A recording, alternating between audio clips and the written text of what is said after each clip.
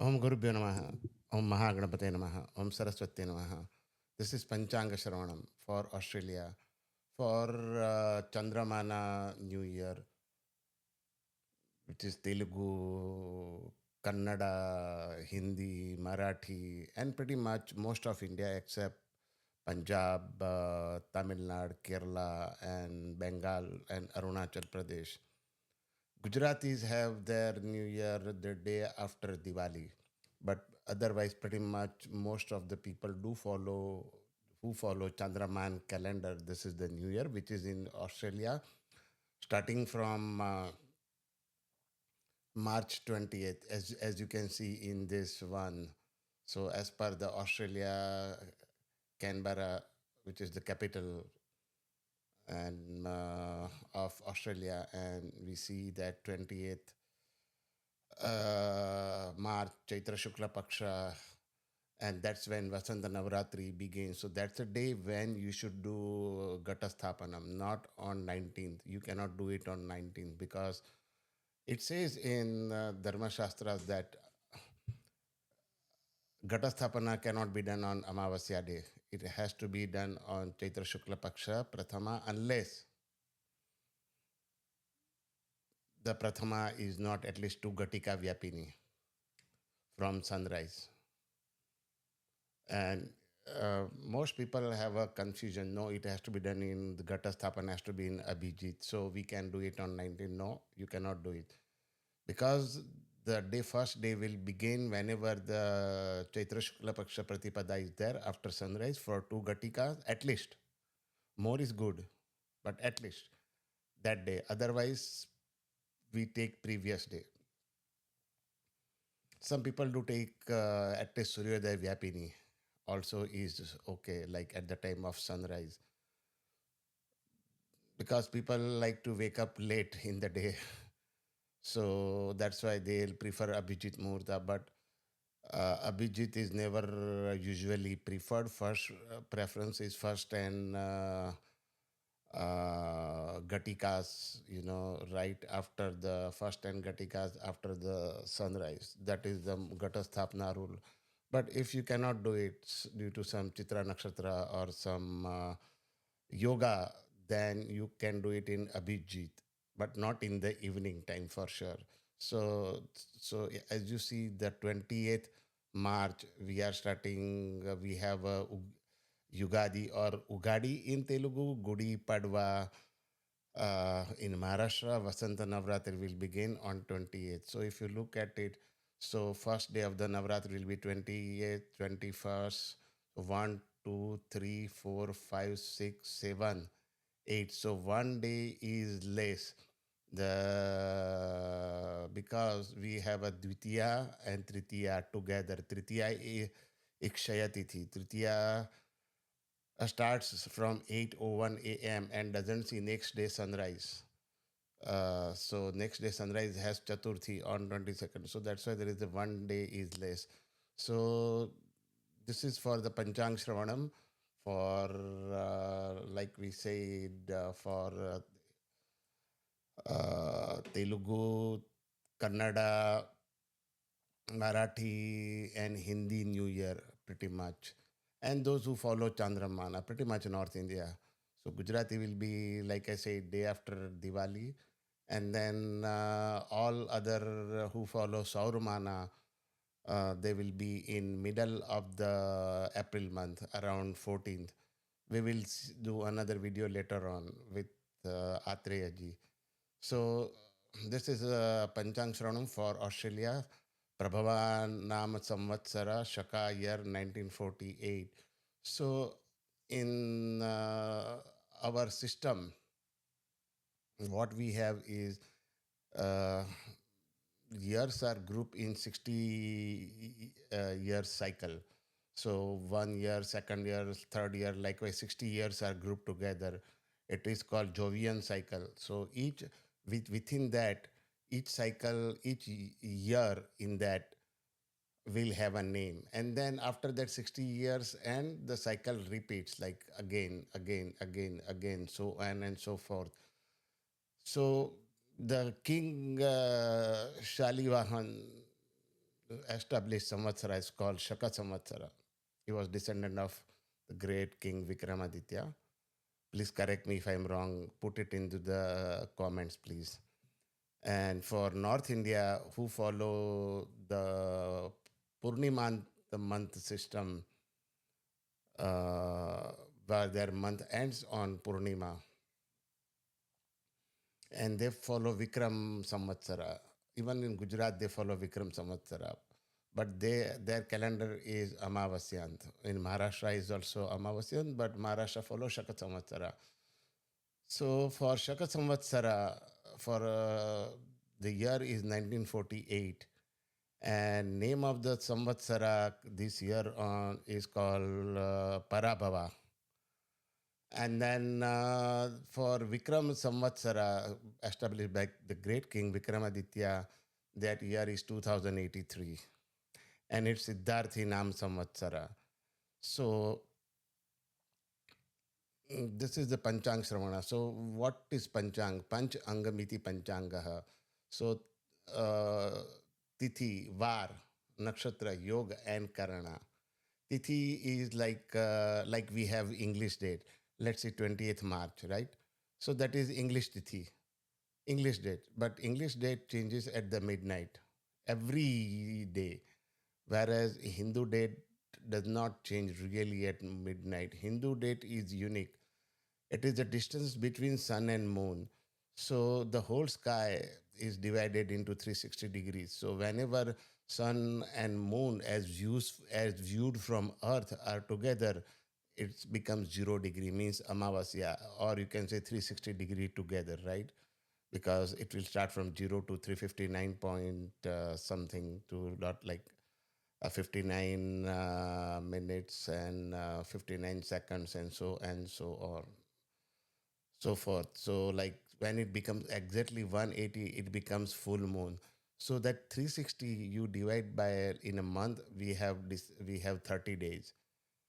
So that's the Chandra Mamana. So you divide 360-degree by 30 days, what you get is 12. So every 12 degrees between sun and moon, the tithi starts. So 0 degree is basically Amavasya. And likewise, you go on calculating 12, 12, 12, 12, 12. So this gives 15 tithis in Shukla Paksha and 15 tithi in Krishna Paksha, waxing moon and waning moon.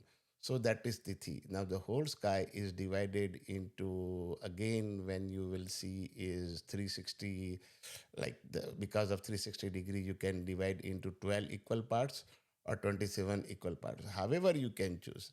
But our sages decided to do into 12 and 27 equal parts. So when you divide the into 27 equal parts, so each part is called nakshatra. So as viewed from the earth, you will see Chandra, the moon, is going through each and every constellation. Now those constellation is basically as viewed from the fixed star in the heaven, which is close to the center of the Milky Way galaxy. Uh, so because only those stars are called fixed stars, the stars close to the center of the Milky Way galaxy is called fixed stars. All other stars are not fixed stars because they will have a movement. The more closer to the center of Milky Way galaxy, their movement is not noticeable, or if it is noticeable, it will be a small in million years or billion years, which is negligible. Mostly in a billion years, so that will be negligible. A little movement, not much, you will notice. So as viewed, so you will see the moon is passing from that different constellation as viewed from the center of the Milky Way galaxy. So, and the same thing, so that part, each part is called nakshatra.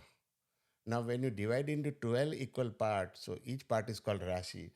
So that means each Rashi contains two and one fourth nakshatra, right?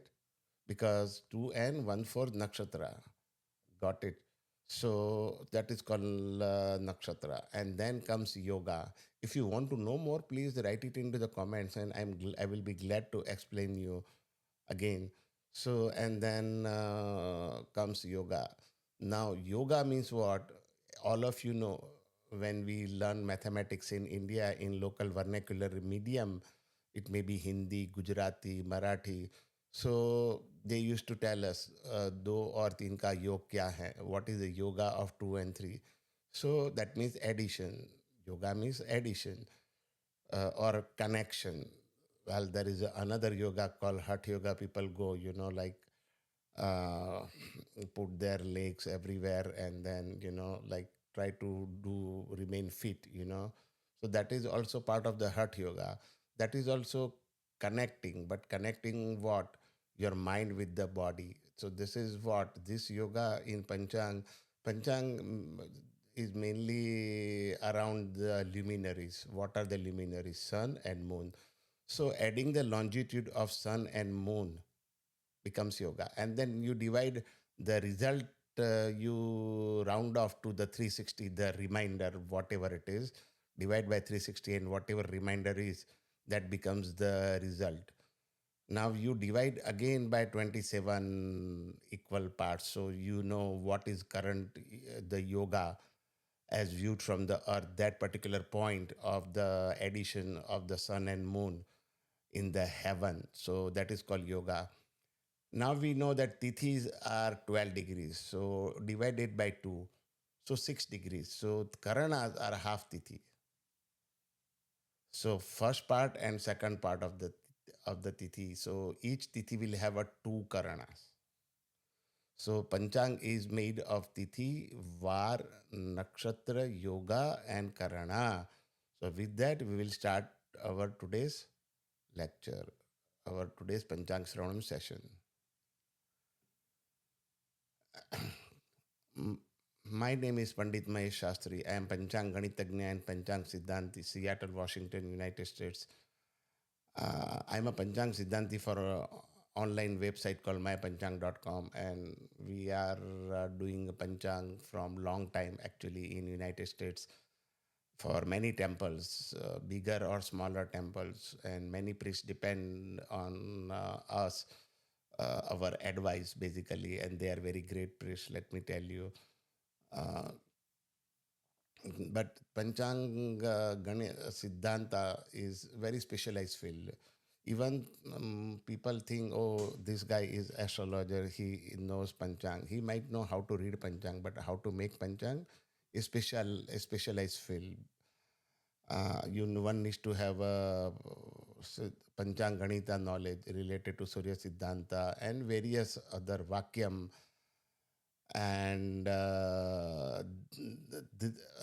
Tiru Ganita or Drik Ganita or Drashya Ganita nowadays.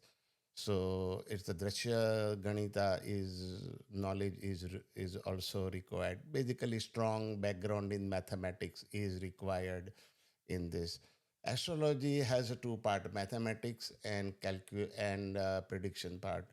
So, and then for Panchanga Siddhanti, one needs to need to have a background knowledge of mathematics as well as Dharma Shastra, with related to to decide the festivals and their detailed rules. Let me tell you, Ekadashi rules, when to observe Ekadashi is very detailed, and we have a different shastras like Agamas, Vaishnava shastras, Smarta shastras like Shaivite, Vaishnavite, and then Devi also. So we have, and also in Vaishnava sects, there are so many different sages are there in Tamilian, all people who put their namam like tika, what we say, they do it differently, right? Even in Vaishnava. So they follow different rules for certain festivals. Okay. So that is a part of called agama. So Panchanga Agama. So I am Panchanga Agama specialist, also Ganitagnya and Siddhanti. Please, and also our website is mypanchang.com. We have a Facebook page on mypanchang or mypanchang.com.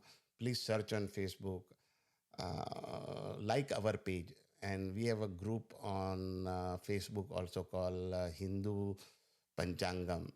So please join our group. Also, we are on Instagram, My Panchang. Please try to find us on an. Please follow us on Instagram as well as on Twitter, x.com. We have mypanchang on Twitter also. And this, as you are seeing this on our YouTube channel, so please subscribe our YouTube channel, like, comment, share, and subscribe. Please share on your social media network. Whenever you share something, this inspire us to do some good work. Thank you. Now, what is the phalam of listening to all this? What I am saying? Why do people listen to Panchang Shravana? In India, there is a tradition. On the New Year day, people go to the temple. They put on the new clothes, and they go and listen to their New Year predictions for their country and for them, how their income and expenditure outlook is going to be. Also, every day when you do puja, you recite Sankalpa. In Sankalpa, you say like what date is today. For example, you will say today is March 20th. Uh, and that should be good enough, but that is not good enough as per the Hindu Sankalpa. That is good in English. But for Hindu Sankalpa, you need to give Tithi. For example, if I tell you, I would say today is Chaitra Shukla Paksha Prathama Tithi, and Var is Shukravar. Nakshatra today is Uttara Bhadrapada Nakshatra, and Yoga is Brahma, Karana is Bhava, and we will also add that moon is in Meena Rashi. We will say that. We will also say that Surya is in Meena Rashi. We will also say that Jupiter is in Mithun Rashi. And then we see Shesheshu Graheshu Yatha Yatha Rashi Thana Sitesu Satsu. So we completely say that today is the Hindu date, and then you add your location also in your Sankalpam. People will be like, say, for example, like I am living in Australia, in city of Sydney or city of Perth or city of Adelaide or Brisbane or Canberra, and you will say my gotra, for example, Shandile Gotrudbhavasyam Mahesh Sharmanaha Maga Nakshatra. So that is my Janma Nakshatra. You will say all those details, and then you're followed by your family's detail. So that is also called daily Panchanga Shravanam, which is like what is today's tithi and all. And when people go to the temple for archana and puja, you will listen that your priest will say everything like exactly what I told you. uh, they will do the Hindu Panchang, they will read in front of God, they will chant, they will say your Gotra, your families, the stars, and all your extended families, Gotras, everything. But when they go on the Ugadi or Yugadi or Gudi Padwa day, the in the temple, priest will read out the entire Panchanga Shravanam, which means that beginning of that day, who are the lords of the year. Every year there is a different lords. There are different lords, like cabinet. Now those lords can be dependent on the region. So the a group of region may have one king. Okay, for all the countries under that may fall under that king, but within that he may have for country wise, depending upon how the panchanga is calculated for that particular city, the portfolio for like finance, senapati, like commander in chief, can different from places to places, I mean country to country. The king may remain same. but the portfolio can be different, or king could be different, or senapati could be the same. So this is all based on the calculation, and one needs to learn those Panchang Ganita and Panchang Siddhanta. So the what is the benefit of listening to this? Tithescha Shriyam Apnoti Varad Ayushvardhanam. So Tithi gives wealth, Vara enhances the longevity, Ayushya like life, Nakshatrat Harate Papam, Nakshatra star removes the sin. Yogat Roga Nivaranam. Yoga cures the disease and Karana give success in the deed. Karanat Karisiddhi Syat Panchanga Phalamuttamam. Etesham Shravanam Nityam Ganga Snana Phalam Labhet. So one who does uh, so karana gives success in deeds. One who does the karma by knowing the above will have divine blessings. So this is the results of Panchang Sravana. Now, what are the Navanayaka? So, like I said, so Nav means nine, and Nayaka means what? The lords. For lords for that particular region, you will see here the we have given try to given the Navanayaka for comparison for three places: USA, Bharat, also known as India, and Australia. So Shaka Samvatsara will be same all over the earth. Parabhava Nama Samvatsara. Vikrami Samvatsara is Siddharthi all over the earth. Now the comes Navanayaka. So we have added more, but basics are the nine only. So the first primary is king. Also in Telugu they call it Raju or Raja in Hindi. So for USA is Guru Jupiter, and Bharat also Guru Jupiter. Now you see in Australia is Shukra. Why? Because Earth is not flat. If you think if I can use the Panchang prepared in India in other places, uh, good luck, because Earth is not flat. Earth is round. So and all the calculations are done geocentric from center of the Earth. Okay, but then the applications of the it is always based on the local parameters like sunrise, sunset, moonrise, moonset. So that means the all planetary positions are calculated from the center of the Earth, called geocentric calculation. So that means Tithi will begin and end all over the places, all at the same time, all over the world. Instant, like you have a baby born in Australia at some time in, let's say, Sydney time. Okay, what will be the time in India at that time? Okay, so they could be the day before, right? Or in the baby is born in USA, you could be in Australia, it could be the next date, right? So the date would be completely different, the day will be completely different. So that is all called geocentric calculations.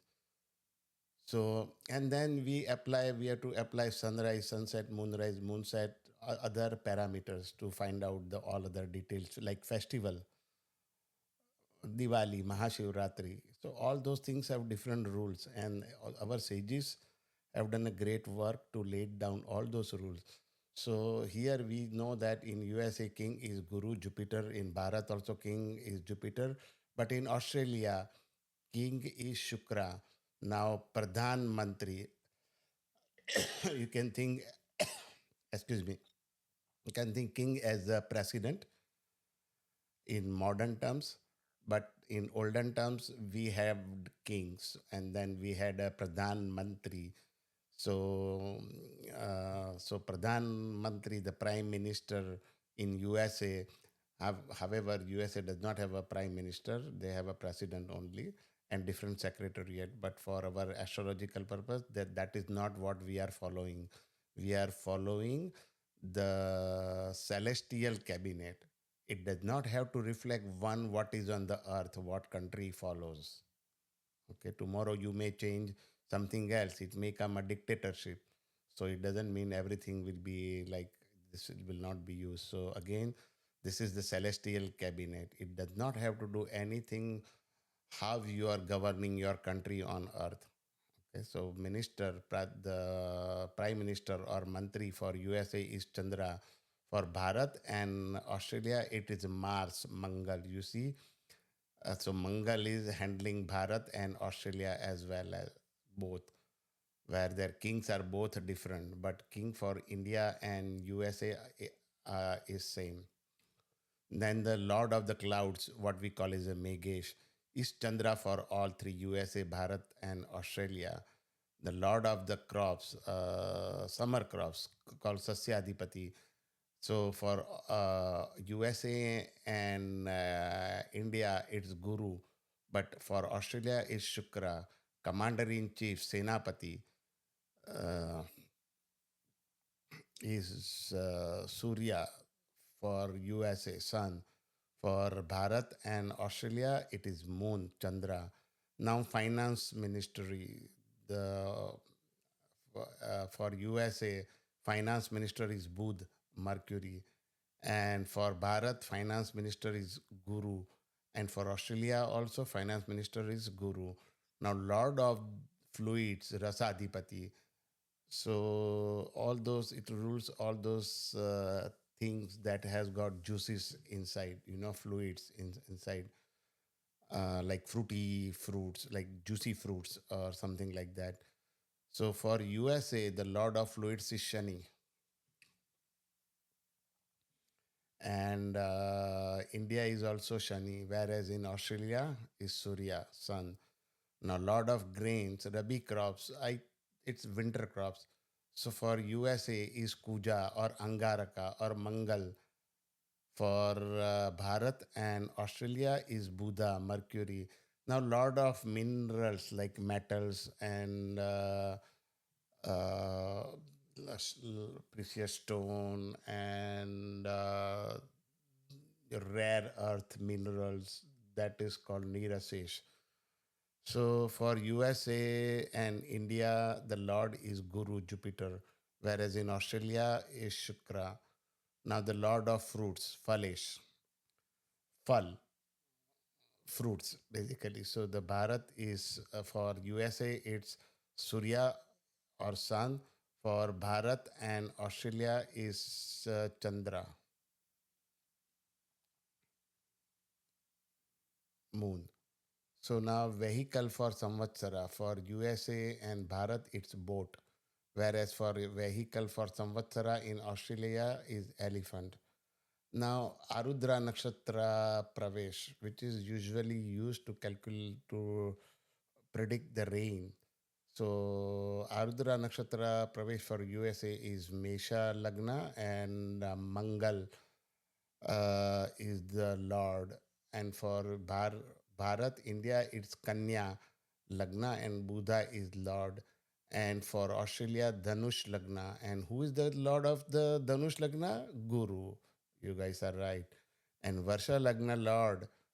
Varsha Lagna means the time when the Chaitra Shukla Pratipada starts. So Varsha Lagna Lord is Tula, is Rashi is Tula and Lord is Shukra for USA. For Bharat, India is Meena and Lord is Guru. And for Australia is Vrishabha, Lord is Shukra. Now Jagat Lagna Lord, that is solar ingress. At the time Sun enters Aries.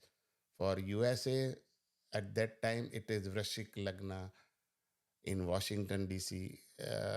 And who is the Lord? Kuja or Mangal, Angaraka. In Bharat, it's a Vrishabh Lagna. And who is the Lord of the Vrishabh Rashi? Shukra. You got that right.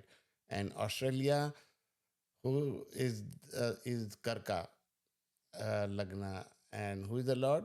Chandra. Now, every time, whenever we do Panchang Shravana, we always also add the Makar Sankranti Phalam, which then will be the next coming Makar Sankranti, not this Makar Sankranti. This year's is already gone. So we always look for the upcoming Makar Sankranti and its Phalam.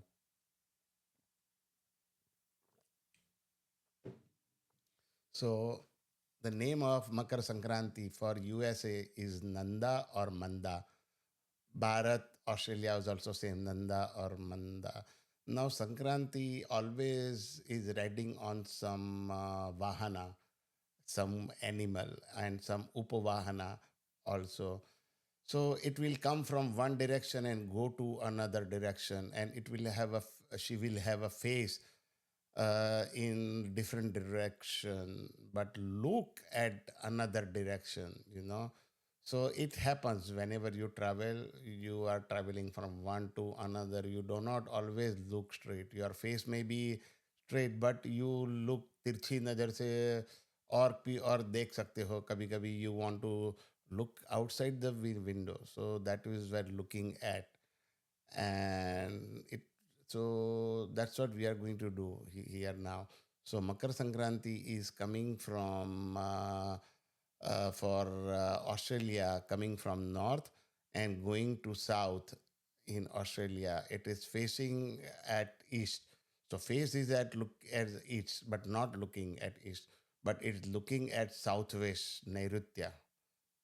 So Uttar, so going to Uttar, sorry, coming from Uttar, going to Dakshin or south, facing east, Purva, looking at Drashti is at looking at southwest, Nairitya, or who it will bestows the happiness to kings.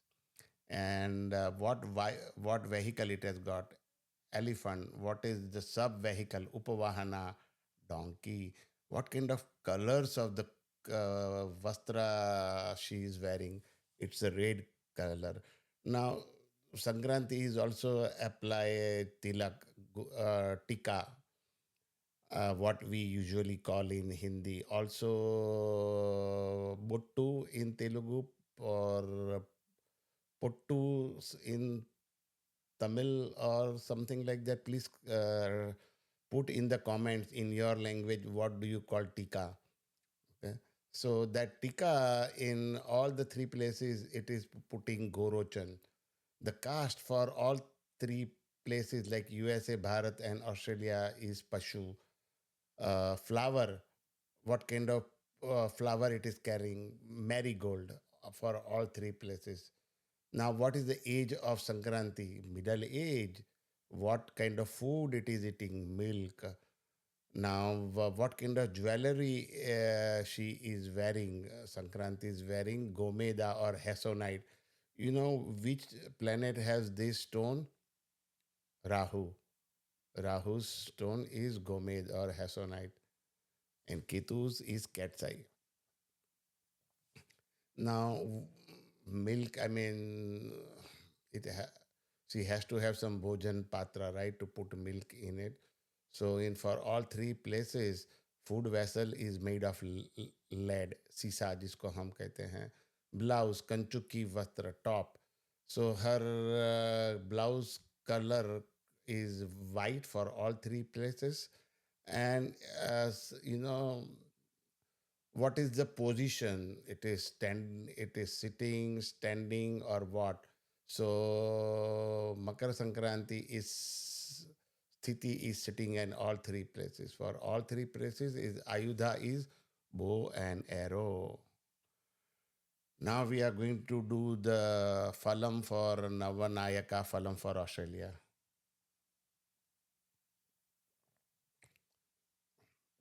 Shaka Samvatsara is Parabhava.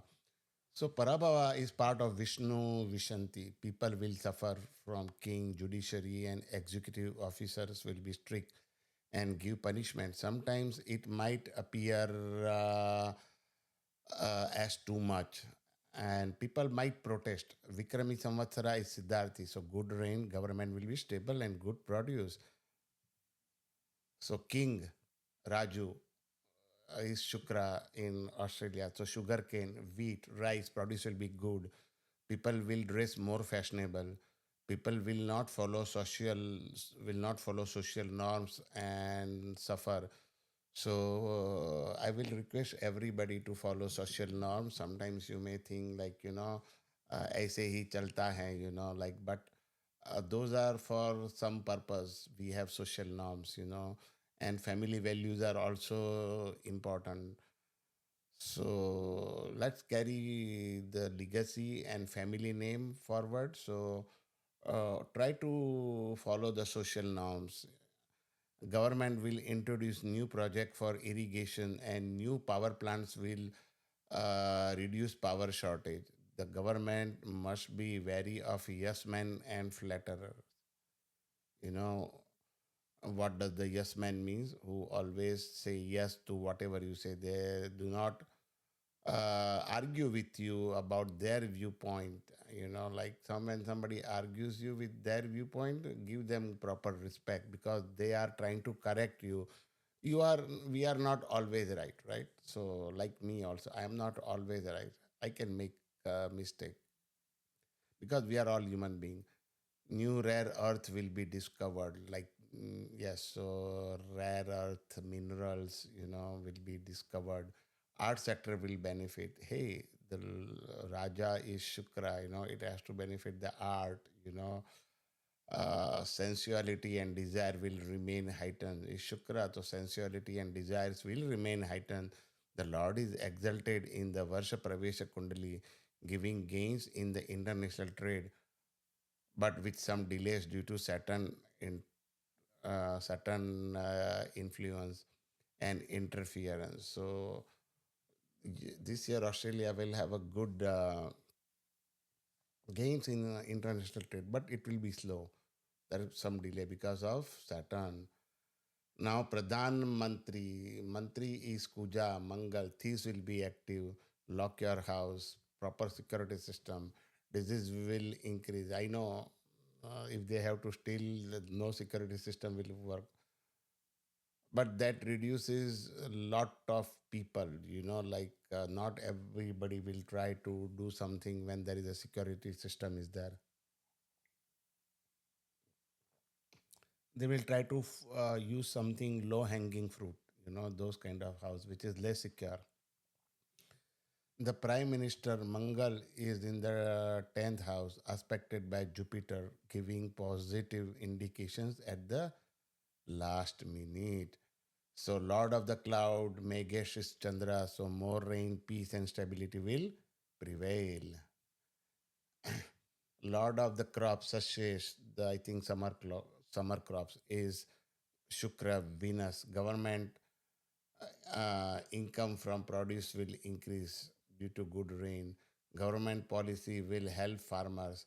Commander in chief, Senapati is Chandra.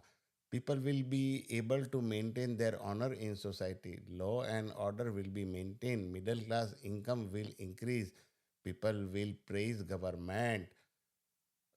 And finance ministry, Dhanesh is Guru. Jupiter, Lord is Guru Jupiter. So for that, people income will increase, business will be better, and new trade frontiers will open. Government will facilitate trade and commerce. And you know what?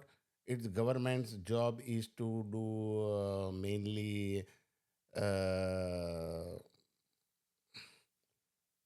to support, business, trade, commerce. So government will do the job very properly, and government and the people will benefit in this case because finance minister is Guru.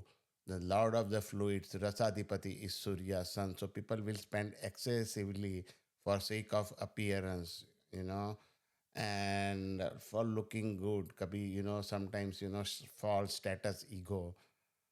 The ruling party, ruling elite remains in the state of relaxed complacency.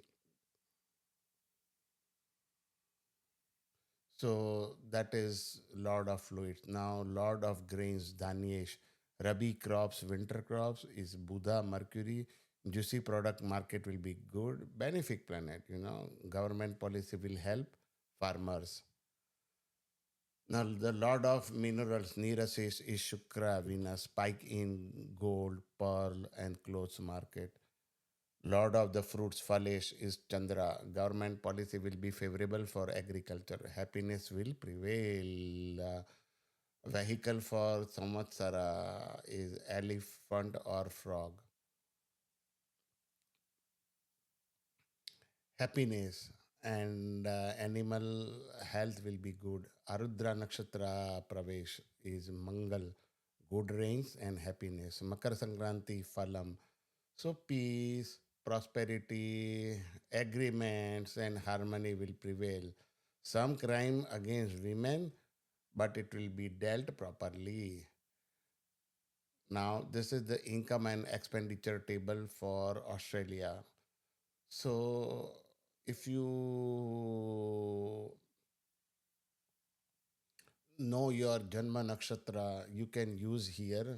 If you do not know your Janma Nakshatra, you can visit mypanchang.com, click on astrology, click on Jatakam, and enter your details like birth date, birth time, place of birth, and all those details. Leave all other details like default, those radio buttons and all. You do not need to change. And let me assure you one thing: we we will not save your data. We do not save your data. We just use it to calculate your jatakam or kundali. Once you click submit, you will get to see your kundali. In that, you can see the two things. Write it down.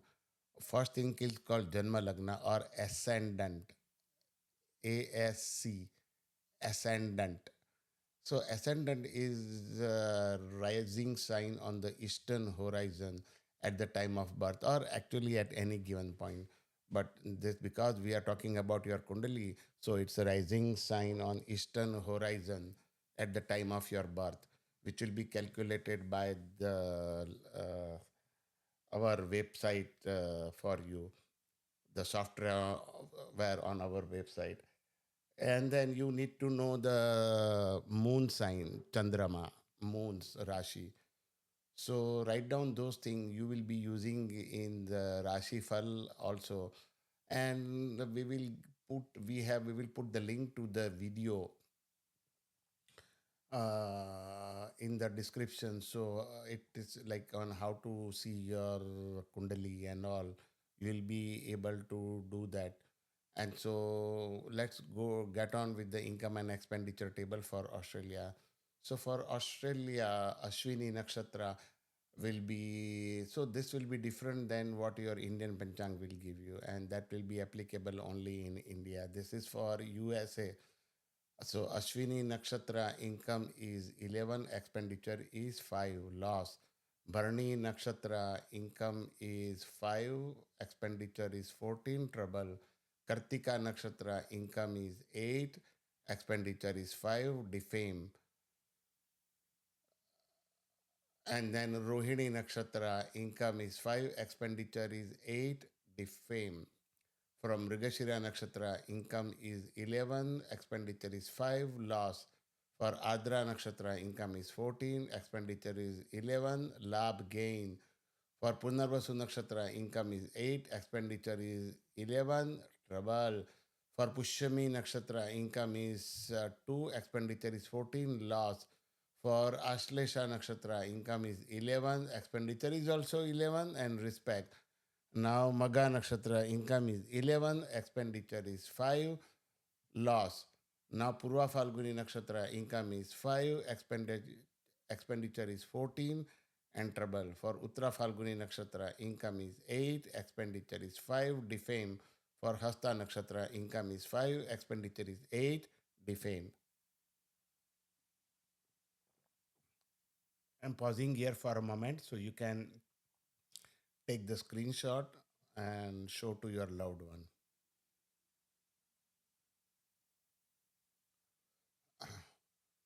So now we will go to next one, Chitra Nakshatra.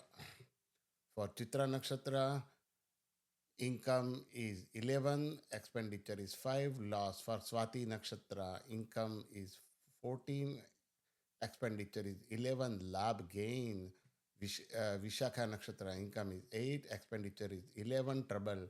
For Anuradha Nakshatra, income is 2, expenditure is 14, loss. For Jeshta Nakshatra, income is 11 and expenditure is 11, respect. For Mula Nakshatra, income is 11, expenditure is 5, loss. For Purvashada Nakshatra, income is 5, expenditure is 14, trouble. For Uttarashada Nakshatra, income is 8, expenditure is 5, defame. For Shravana Nakshatra, income is 5, expenditure is 8, defame. For Dhanishta Nakshatra, income is 11, expenditure is 5, loss. For Shatabisha Nakshatra, income is 14, expenditure is 11, labha, gain. For Purva Bhadrapad Nakshatra, income is 8, expenditure is 11, trouble. For Uttara Bhadrapad Nakshatra, income is 2, expenditure is 14, loss. For Revati Nakshatra, income is 11 and expenditure is also 11. Respect. Now,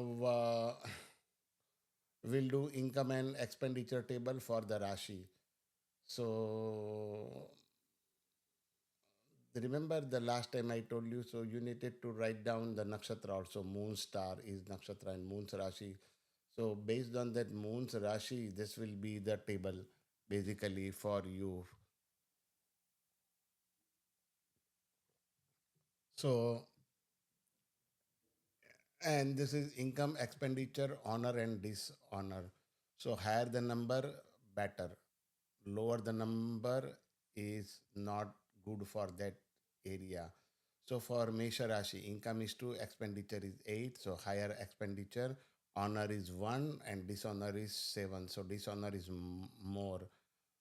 Mana apamana, we call it honor and dishonor. For Vrishabh Rashi, income is 11, expenditure is 14, more expenditure, and honor is 4, dishonor is 7.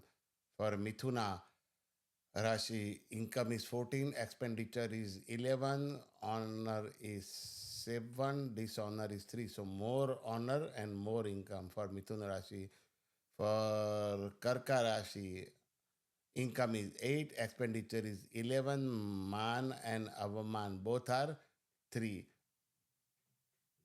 That was for Karka Rashi.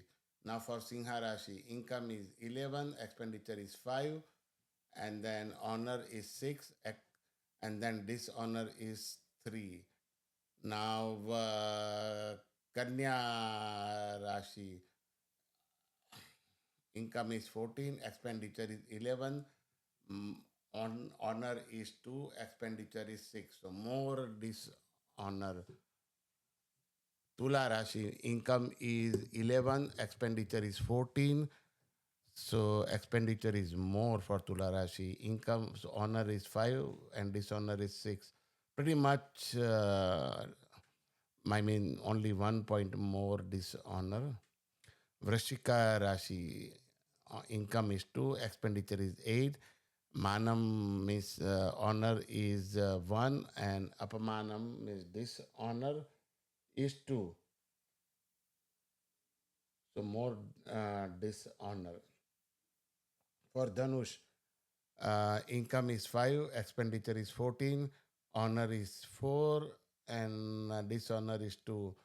Makara, income is 8, expenditure is 8. Both are level. And same way Kumbha, income is 8 and expenditure is 8.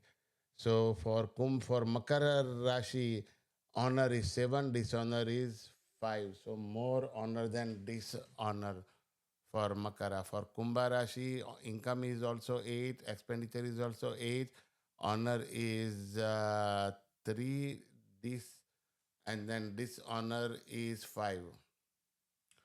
For Meena Rashi,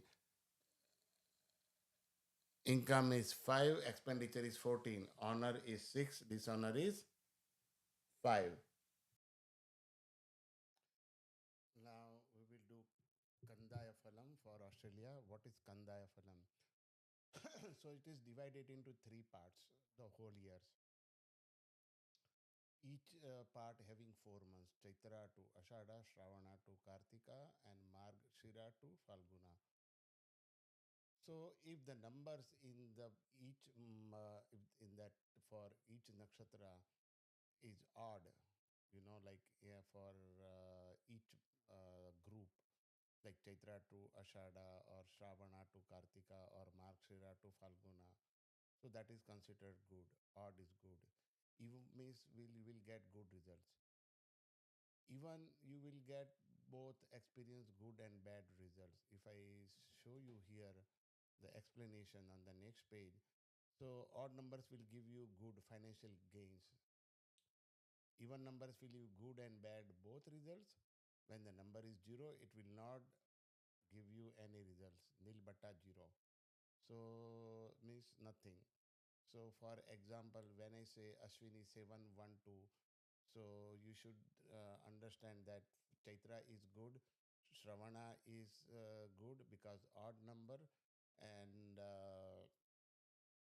Markshira to Falguna you will get two means odd and like you will get good and bad both results. So likewise, Barney 224 means you will the entire year you will have a good and bad both results. So let's go. Ashwini 712. So last part of the last 4 months will have a good and bad both results. For Barney Nakshatra 224. So entire years you will have a mixed results, good and bad. Now these are the Rashi at the moon. Just these are the Chandra nakshatra of the moon at the time of your birth. So visit the link I've like I explained you before, mapandjang.com, click on astrology and click on Jatakam or Kundali. You will come to know your entire Kundali. From there, write down the moon's nakshatra. And so for Kritika 501, so the Shravana to Kartika month, the middle 4 month will not yield any result. But otherwise, first 4 months, Chaitra to Ashada and Markshira to Falguna will yield good results. Rohini 013, last two parts like last 8 months will be good. First 4 months will yield no results. Mrigash Shirsha 320. So first 4 months will be good. Middle 4 months will be basically medium, good and bad both, and the last part will be Markshira to Falguna will be nil, nothing. And Ardra 602. So for Ardra Nakshatra, the first part is Chaitra to Vaishakha, good and bad, and likewise Markshira to Falguna, good and bad. But the middle part, Shravana to Kartika, nil, nothing. And then Punarvasu Nakshatra is 114. So last 4 months of the year, Markshira to Falguna will have a good and bad. Otherwise, the it's a good 8 months. Pushya Nakshatra 421. So first 8 months are you will get mixed results and then good and bad both. And last 4 months from Markshira to Falguna, you will have a good result. And then comes Ashlesha. Ashlesha 703. So first 4 months are good. Chaitra to Ashada, then Kartika, then Shravana to Kartika is nil, and Markshira to Falguna is 3. Means good gain, financial benefits. For Bhaga Nakshatra 210. So first 4 months are 2 means good and bad both. Shravana to Kartika is 1. So financial gain will be there. But last 4 months, Markshira to Falguna is 0. Means null, nothing. Purva Falguni is 5 to 2. First 4 months are good and then remaining 8 months are good and bad results.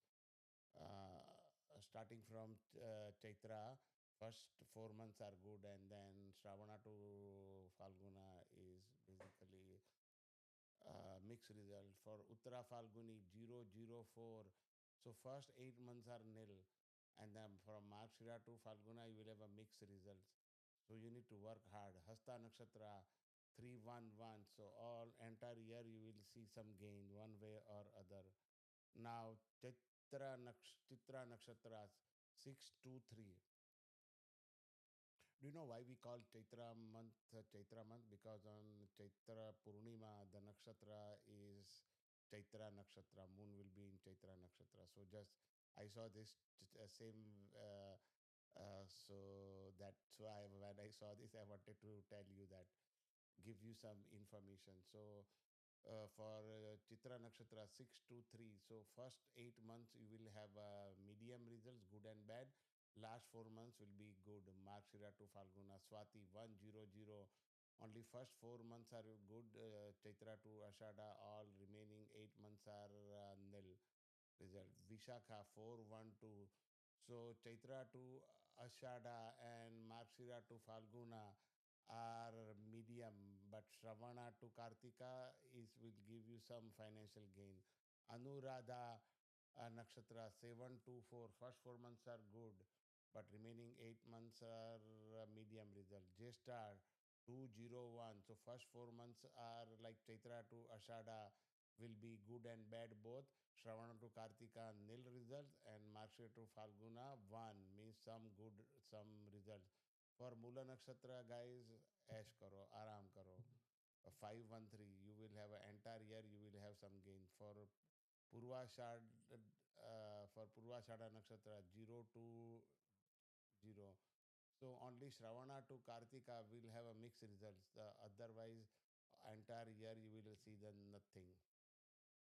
Uttarachada 302. First 4 months are good. Second 4 months like Shravana to Kartika nil. And then last Markshira to Falguna, you will see some results because of this number two in that. That is for Uttarashada. On now Shravana Masa, because on that Purnima Nakshatra will be in Shravan Nakshatra. That's why, that's why called Shravana Masa is Shravana. Shravana Masa. Okay, so Shravana Masa 614.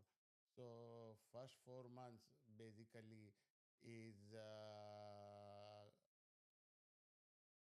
good. Sorry, first 4 months from Chaitra to Ashada is medium. Next 4 months, Shravana to Kartika is good.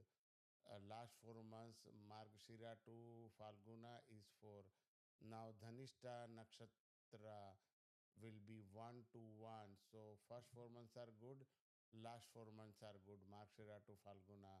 But then, middle part, Shravana to Kartika will be good and bad both.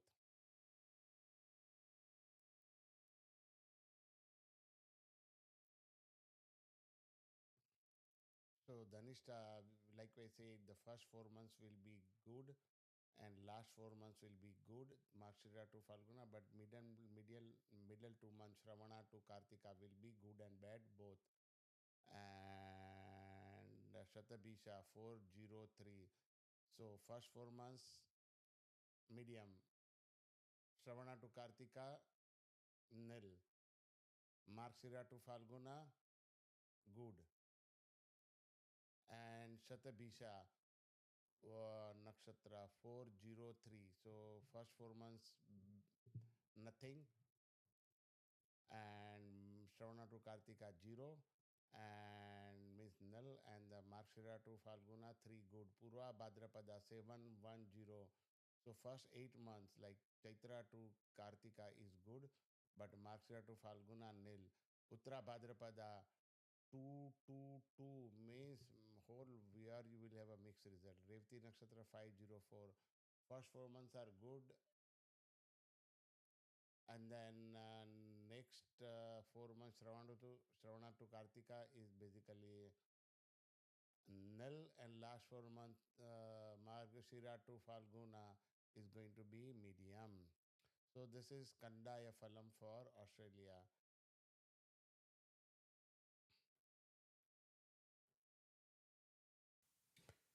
So let's look at the Jagat Lagna Phalam for Australia. This is based on your Janma Lagna. At the time of birth, the rising sign on the eastern horizon is called Lagna. So go to mypanchang.com, click on astrology, then click on the link,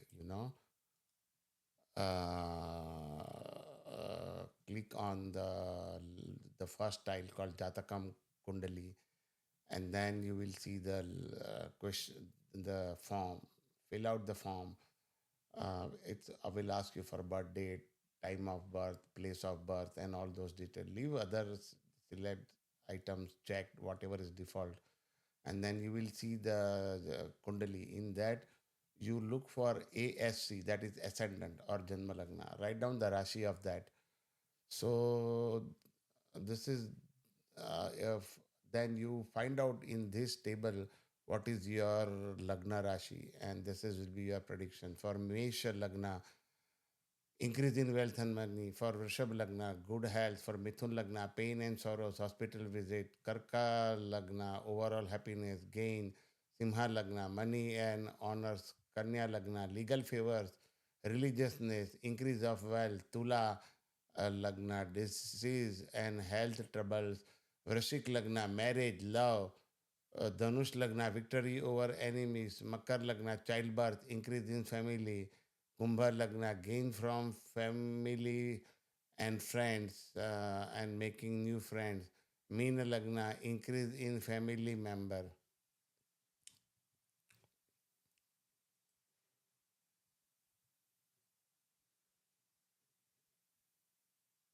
So till 1st of June, it remains in Mithuna Rashi. After that, it enters the Karka Rashi till 31st October. And then on from 31st October, it will enter Simha Rashi till January 24, 2027. And then it will enter the Kark Rashi again. So for Mithun Guru Phalam, use your Chandra Rashi. Again, go to mypanchang.com and click on astrology. First tile, Jatakam, enter your birth date, time of birth, place of birth, default values, and note down the Rashi of Chandra. That's what we will be using here. So, Mesh Rashi, result will be try avoiding too many things in life, avoid stress. Vrishabha Rashi, obstacle ceases and you will get support in all matters of life. Mithuna Rashi brings changes in life, stressful time. Karka Rashi, inclined to visit long distance places, pilgrimage, heritage sites, health issues. Simha Rashi, time to get high on your confidence and gains will be everywhere. Kanya Rashi need to match expectations else cause troubles and losses of position at job, at social standing everywhere. Tula Rashi things will be resolved, success, good health and blessing. Vrishika Rashi fatigue due to overwork, due to unnecessary travel. Dhanush marriages and childbirth can happen. Makara challenges from enemies, depression and dejection. Kumbha, gain of wisdom, knowledge, power, status, and authority. Meena, live away from home, travel, try to meditate, and gain of money. Now, from June 2nd, it will enter into Kark Rashi. So, for Mesh Rashi people, you will live away from home, you will have some travel, try to meditate, gain of money. Vrishabha Rashi, try avoiding too many things in life. Avoid stress. Mithuna Rashi, obstacles will cease and you will get support in all matters of life. Karka, bring changes in life, stressful time. Simha, inclined to visit long distance places, pilgrimage, health. The health issues will be there. You will visit also heritage sites. Eat carefully out. Kanya, time to get high confidence, gains everywhere. Tula, need to match expectation, else causes loss of reputation and positions. Vrishika, things will be resolved, success, good health, blessing. Dhanush, fatigue due to overwork, due to unnecessary travel. Makara, marriages, childbirth can happen.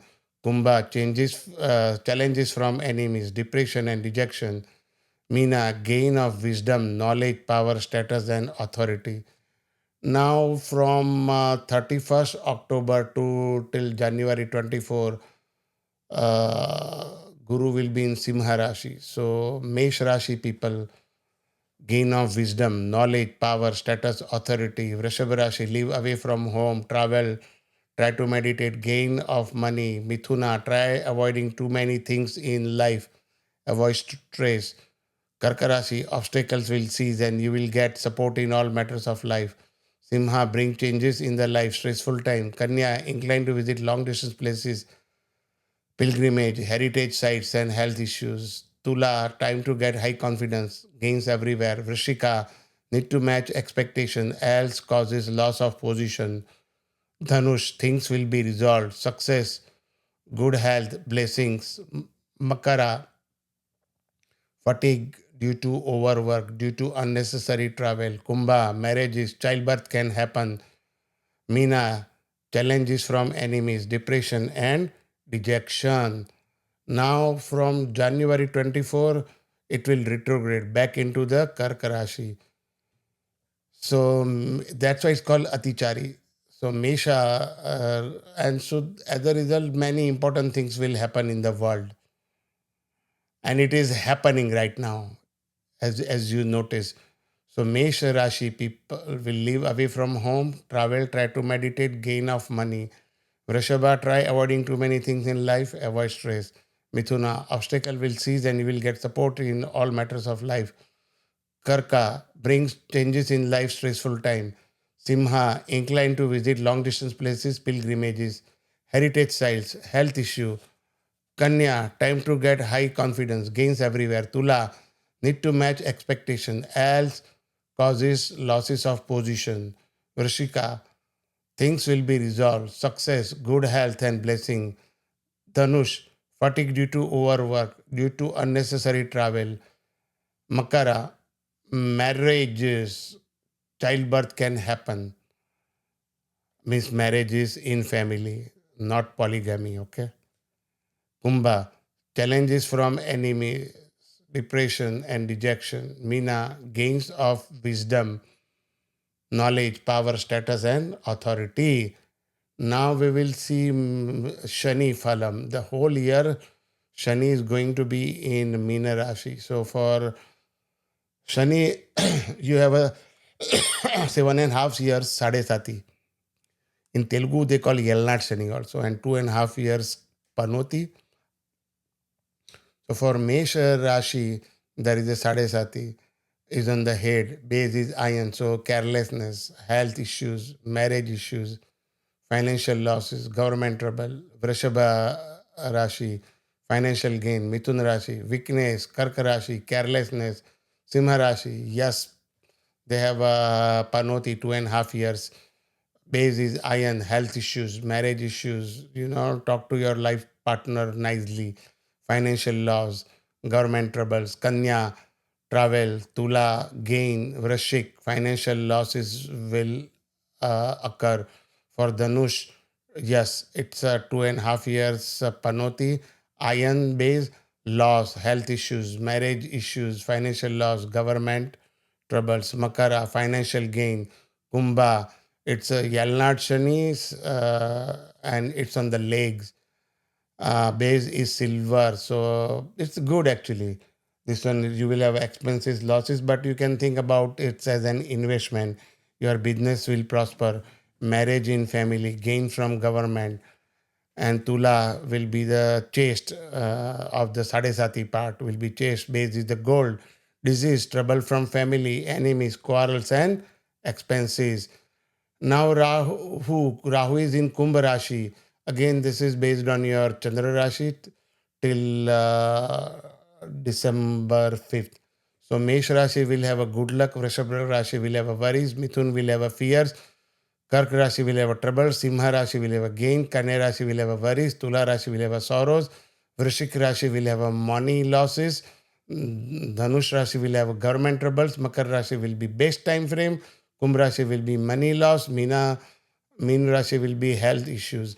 Now after December 5th, Rahu will retrograde into Makar Rashi. So again, based on Chandra Rashi, Mesh Rashi, worries, Vrishab Rashi, fears, Mithun Rashi, troubles, Kark Rashi, gain, Simha Rashi, worries, Kanya Rashi, sorrows, Tula Rashi, money loss, Vrishik Rashi, government troubles, Dhanush based, Makar Rashi, money loss, Kumbh Rashi, health issue, Meena Rashi, good luck.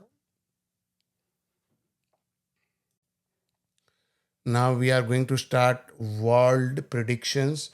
August 2026 will be bad for Syria, Pakistan due to lunar and solar eclipse. Russia Ukraine issue won't be settled soon. May 2026 can bring diplomatic frost for Russia. International relations face severe karmic restriction, resulting in hardening of sanctions or collapse of key alliances. And Rahu transiting over 7th and Ketu in Lagna suggests that Iran may look aggressive and powerful on the world stage because of Rahu. Rahu's job is to just show that it is powerful. And the foundation at home is being systematically dissolved by Ketu, making the state highly vulnerable to a sudden internal collapse. Iran, the state's legal and religious framework, which is ninth house, undergoes a cleansing by fire, where existing laws are aggressively restricted or rewritten to serve the military's need for control. And Pakistan, after December 5th, 2026, Pakistan is going to have some trouble.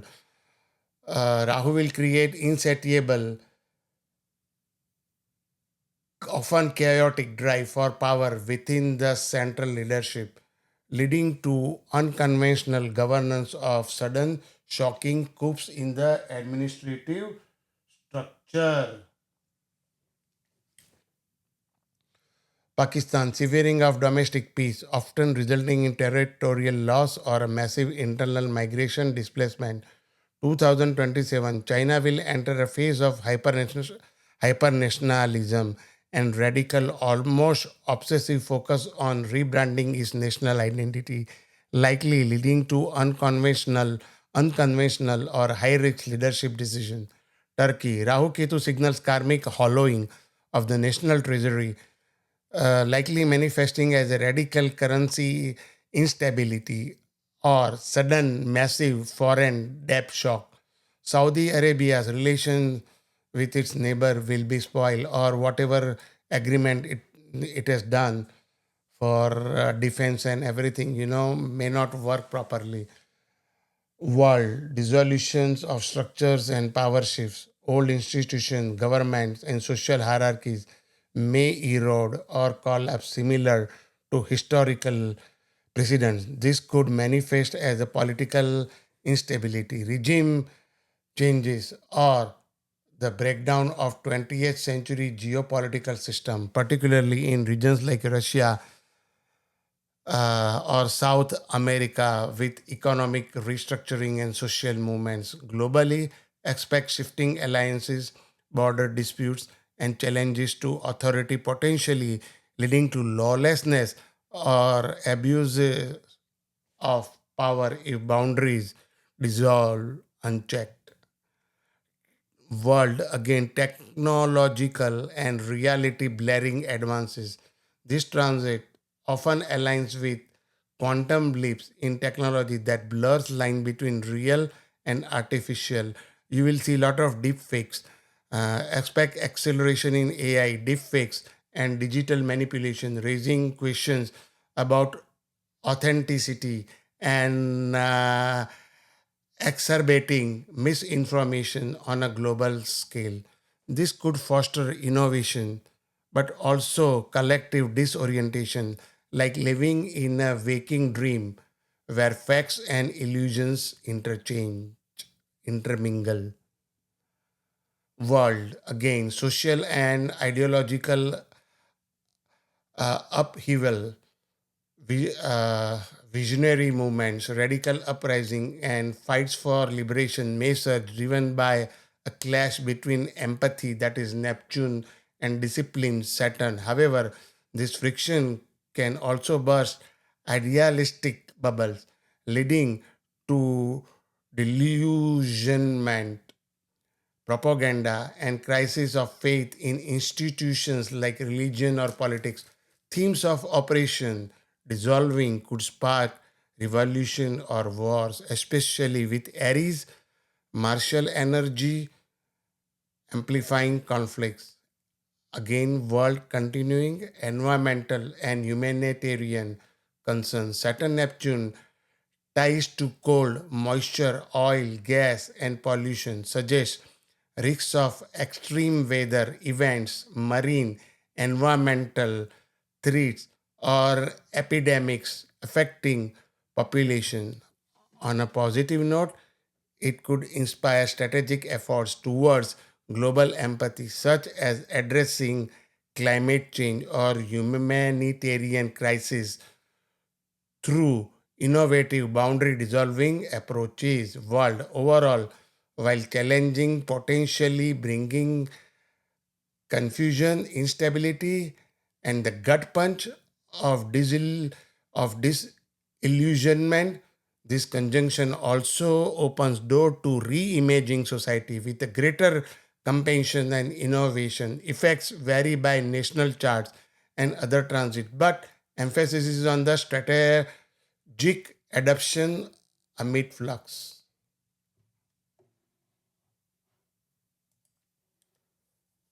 World globally expect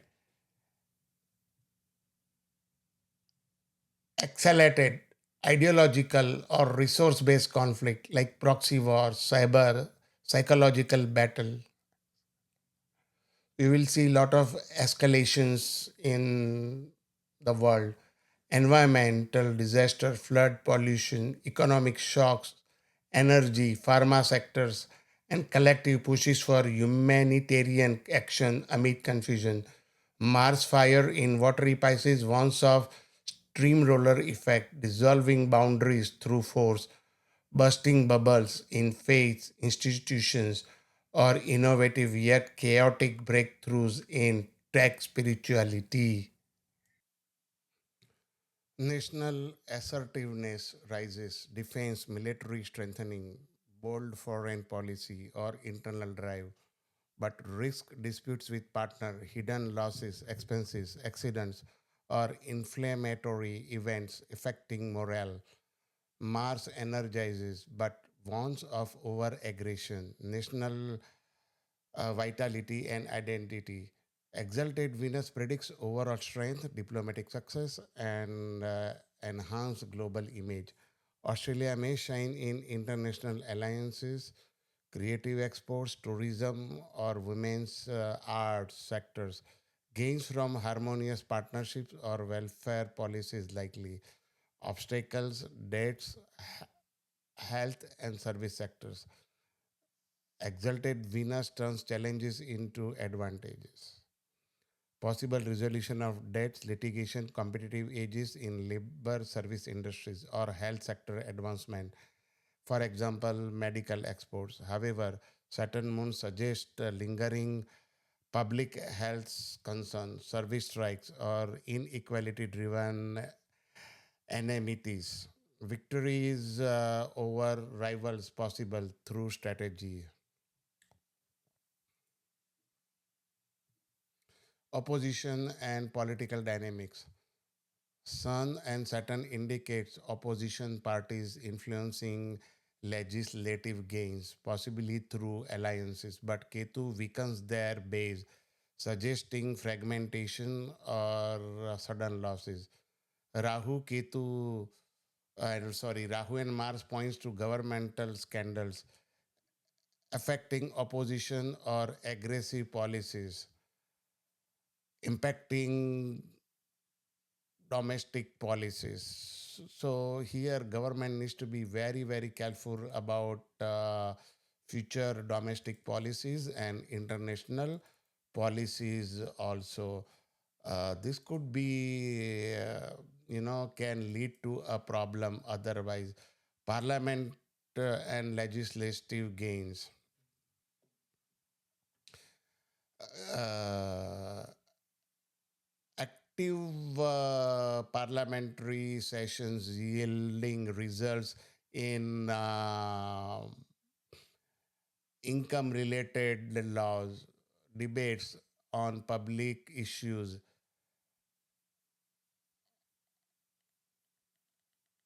land, domestic policies, or health service reforms dominate. Success likely in alliances or group efforts, but Saturn's presence brings delays, austerity, or tough negotiation. Parliament gains and alliances. So, Stellium focus on ensures active legislative gains, reforms in economy, foreign trade, domestic issues, or communications.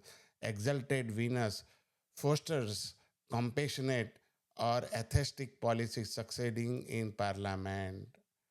National assertiveness is in parliament. Speculation, stock market, and investment. Afflicted fifth lord points to volatile financial markets, sudden booms followed by crashes or corrections. Speculative sectors like stock, crypto, gambling see high activity, but risk of fraud, losses, or regulatory crackdowns. Jupiter's aspect may stabilize gain long term through legislative reforms, but caution against over optimism. Vehicles, building, and infrastructure. Malefic influences on fourth predict accident, structural issues, transport disruption.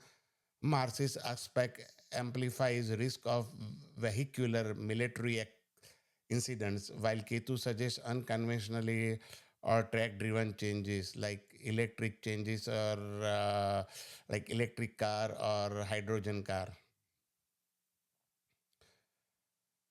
For fortune, judiciary, and higher policies, Saturn indicates gain from fortune, successful legal reforms, judicial victories, or educational expansions, contributing to national income. Foreign trade blooms via legislative pact, but delays or restriction possible. Moon Saturn adds public involvement in ethical, philosophical debates.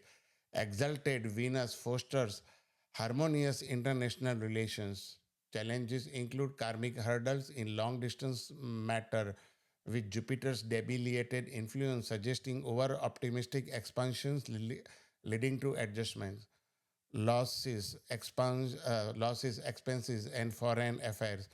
Mars tries losses to government, heavy spending on foreign isolation, secrets, or diplomatic ventures, potentially beneficial for long term gains but risky. Rahu amplifies hidden foreign entanglements or espionage scandals affecting reputation. Positive side, spiritual or liberating outcomes from expenses like aid programs enhancing fortune. Jupiter adds transformative crisis, turning losses into opportunities. Now we will read predictions for Australia this year. Potential for national prosperity, harmonious alliances, and gains through diplomacy, arts, or luxury sectors. Venus suggesting enhanced beauty, wealth, and feminine energies means female women's roles will increase in politics and industries or creative industries or every area.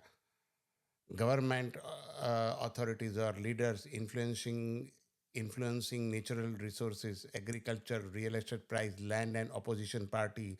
But there will be weather-related fluctuation affecting agriculture, discipline efforts towards gains in judiciary, religion, higher education, foreign trade, long-distance travel, national reputation, administration, but with delays.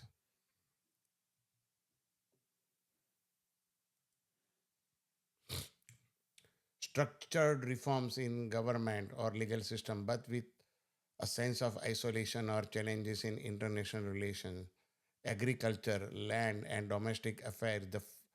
And fourth Lord Sun predicts profit from real estate or mining, but political disruption from weather or environmental issues. Opposition parties may gain parliamentary voice, leading to debates on domestic politics, agriculture, land, and resources. The affliction in the fourth house warns of challenges in farming, mining, or real estate, droughts, floods, market volatility. Mars aspect hints at disputes over land border, while Mercury's intellectual input could bring innovative solution or speculative booms. Gains from resources are likely but delayed by Saturn, with foreign investment playing a risky role.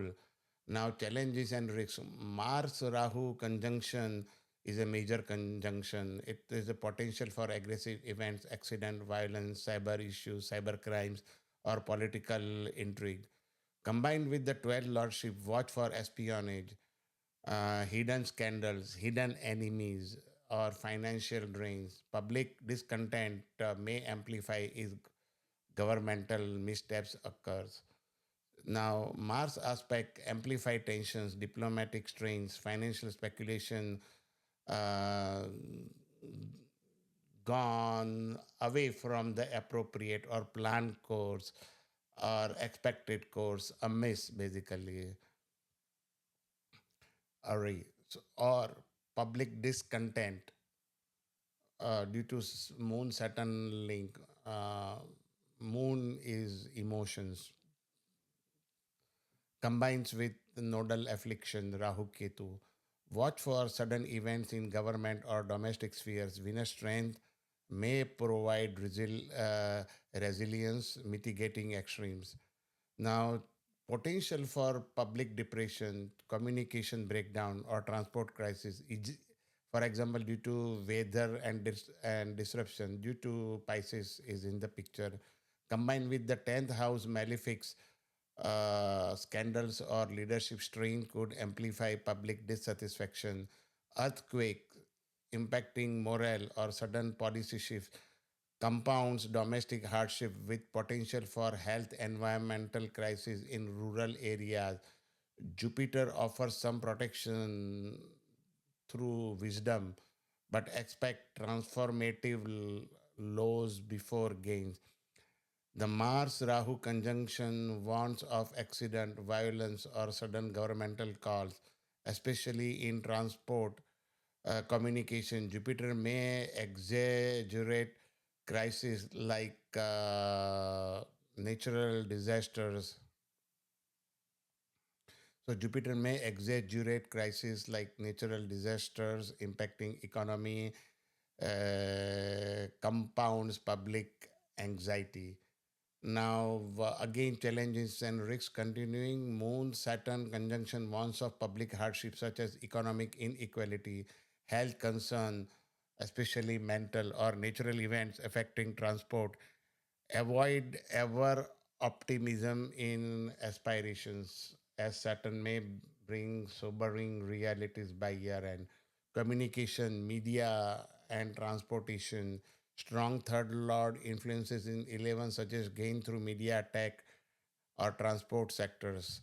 For example, booming digital economy, innovative broadcasting, or infrastructure profits. Moon here could mean public focus campaigns succeed,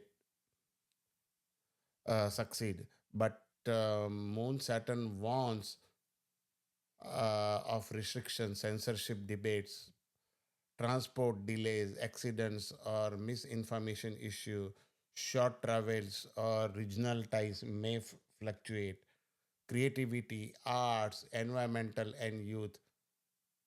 National creative industries like film, arts, and sports gain governmental attention, possibly through policies or funding, but afflicted Mercury indicates disruption, strikes, censorship debates, or innovative but erratic outputs. Youth may express discontent with leadership, 10th, leading to movements or generational tensions amplified by Rahu's illusionary drive. Rahu will create illusion because that is its job. It will give some big hopes. Creativity, education, and speculation, and youth. Mars's aspect on the fifth, already afflicted via fifth Lord Mercury retro in 10th, with Mars Rahu predicts turbulence, innovative but risky policies in education, speculation, youth, unrest, protest, or volatile markets.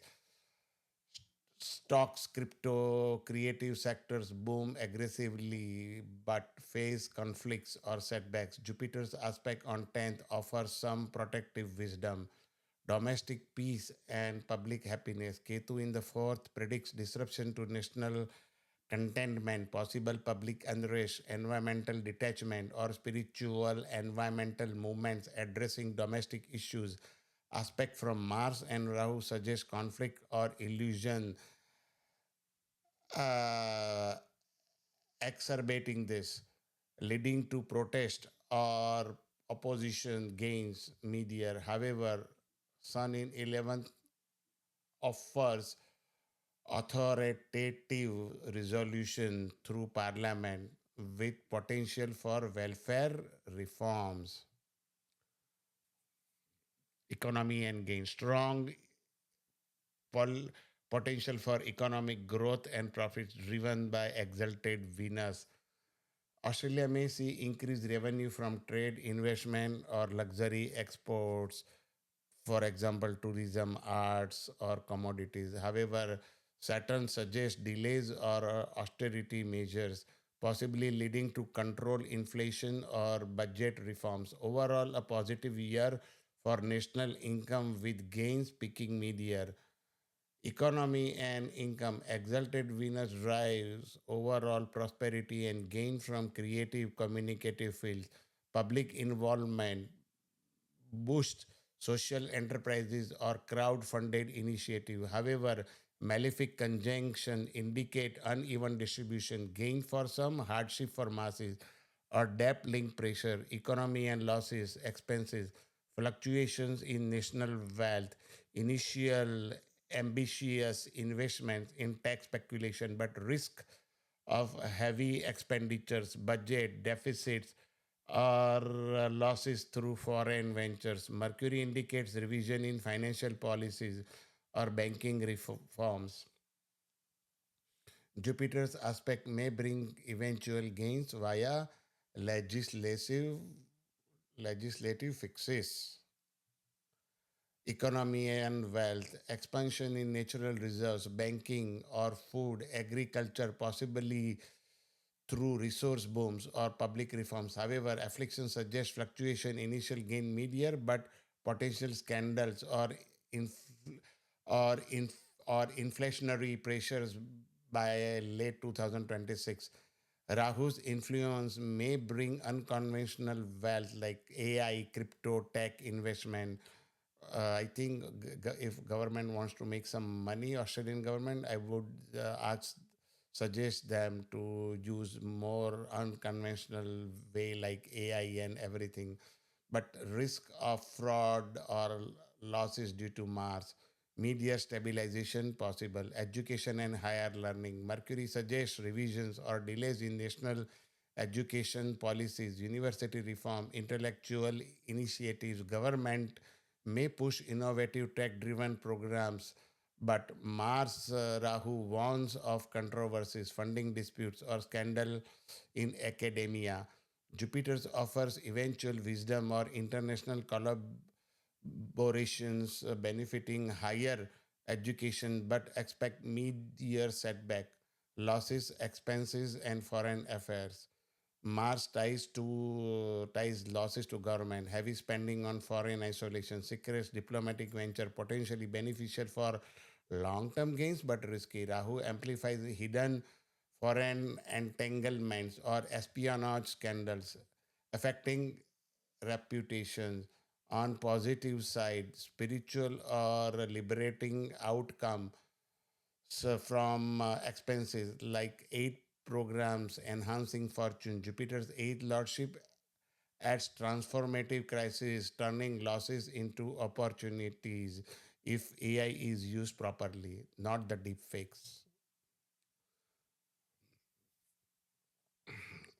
Education, youth, speculation, and creativity. Fifth Lord Mercury is retro. Government pushes innovative education tech policies, but afflicted. So delays, controversies in university, youth protest, or volatile market struck crypto, AI, Mars's energy sparks creative breakthrough, but risk conflicts or accidents involving youth, foreign and diplomatic ties.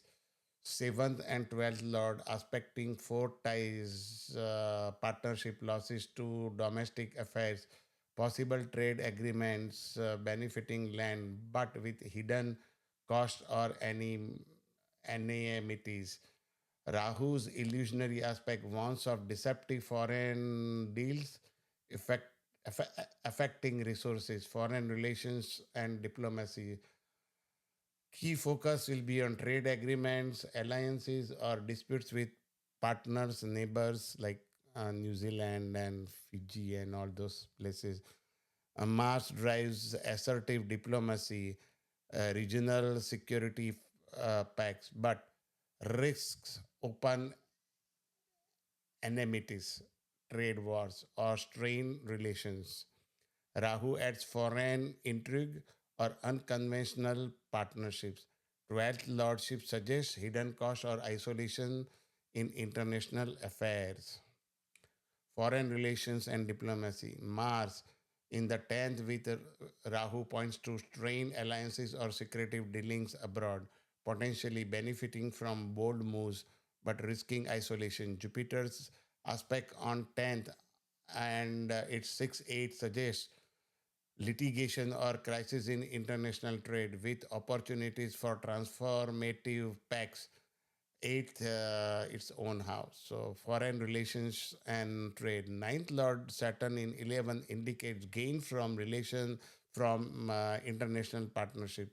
Pardon, it's gains from international partnership, but with hurdles like trade disputes or diplomatic strains. Australia might form new alliances due to 11th house with neighboring countries influenced by third Lord Moon, but expect delays in legal or religious matter. Travel and higher education sectors could see regulated expansion. Government and administration. Mars in the 10th energizes leadership, aggressive reform, defense, military focus, or bold policy initiatives. But conjunction with Rahu and Mercury retro warns of scandal, leadership and leadership controversies, deceptive dealings, including deep fakes with AI or sudden policy reversal. Expect dynamic changes in cabinet or ruling structure, possibly mid-year upheavals, government and administration. With the 10th Lord Saturn in the 11th, government could achieve legislative successes such as passing reforms in parliament. However, Sun Saturn tension points to challenges for leader, possible scandals, resignations, or policy gridlock. The ruling party may strengthen alliances but face opposition criticism. Government and leadership. The 10th Lord cluster dominates, predicting dynamic but unstable administration, bold reforms in creative speculative area, but risk of scandals, policy flip-flops because of the retrogrades, or aggressive diplomacy backfiring. Jupiter's aspect provides protective grace, perhaps through wise advisor or economic gains, mitigating crisis, government and politics. The 10th house cluster, Mars, Rahu, and Mercury retrograde under Jupiter's aspect indicates dynamic but turbulent administration, possible leadership changes, policy U-turns, retrograde or aggressive reforms in trade law. Mars as a seventh lord indicates at diplomatic conflicts with partners like, for example, trade wars, while 12th lord suggests hidden expenses or foreign espionage. Jupiter's aspects provide some stability, predicting successful legal overhauls, but Sun Saturn in 11th from prior adds parliamentary gridlock, health, labor, and enemies. Jupiter's aspects on 6 fourth health sector expansions or debt management, but possible epidemics or labor disputes. Public service reforms may succeed but face opposition. Health service and enemies. Venus uh, offers strength in overcoming obstacles. Health sector gains or labor reforms succeed, yet affliction warns of epidemics, service sector strikes, or legal battles impacting public welfare. Jupiter's mitigating aspect will offer protective wisdom, possible successful crisis management, economic recoveries, or philosophical reforms in government. It tempers extremes, suggesting long term gains if short term chaos is navigated. National assertiveness rises, defense, military strengthening, bold foreign policy, or internal drive, but risk disputes with partner, hidden losses, expenses, accidents, or inflammatory events affecting morale. Mars energizes but warns of over aggression, national vitality, and identity. Exalted Venus predicts overall strength, diplomatic success, and enhanced global image. Australia may shine in international alliances, creative exports, tourism, or women's arts sectors. Gains from harmonious partnerships or welfare policies likely. Obstacles, debts, health, and service sectors. Exalted Venus turns challenges into advantages. Possible resolution of debts, litigation, competitive edges in labor service industries, or health sector advancement. For example, medical exports. However, Saturn moon suggests lingering public health concerns, service strikes, or inequality driven enmities. Victories over rivals possible through strategy. Opposition and political dynamics. Sun and Saturn indicates opposition parties influencing legislative gains, possibly through alliances, but Ketu weakens their base, suggesting fragmentation or sudden losses.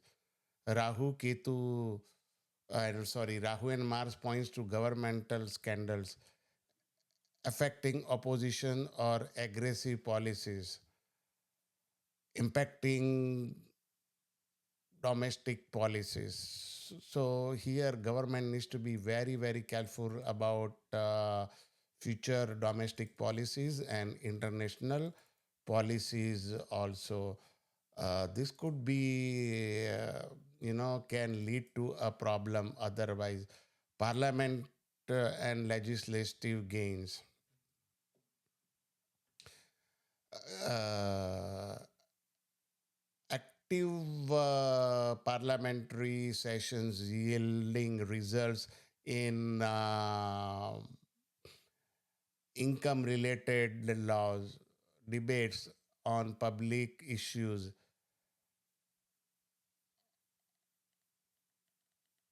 land, domestic policies, or health service reforms dominate. Success likely in alliances or group efforts, but Saturn's presence brings delays, austerity, or tough negotiation. Parliament gains and alliances.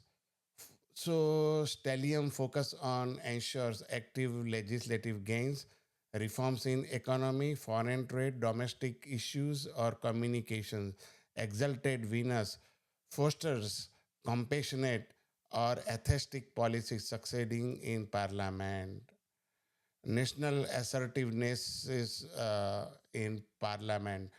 Speculation, stock market, and investment. Afflicted fifth lord points to volatile financial markets, sudden booms followed by crashes or corrections. Speculative sectors like stock, crypto, gambling see high activity, but risk of fraud, losses, or regulatory crackdowns. Jupiter's aspect may stabilize gain long term through legislative reforms, but caution against over optimism. Vehicles, building, and infrastructure. Malefic influences on fourth predict accidents, structural issues, transport disruption.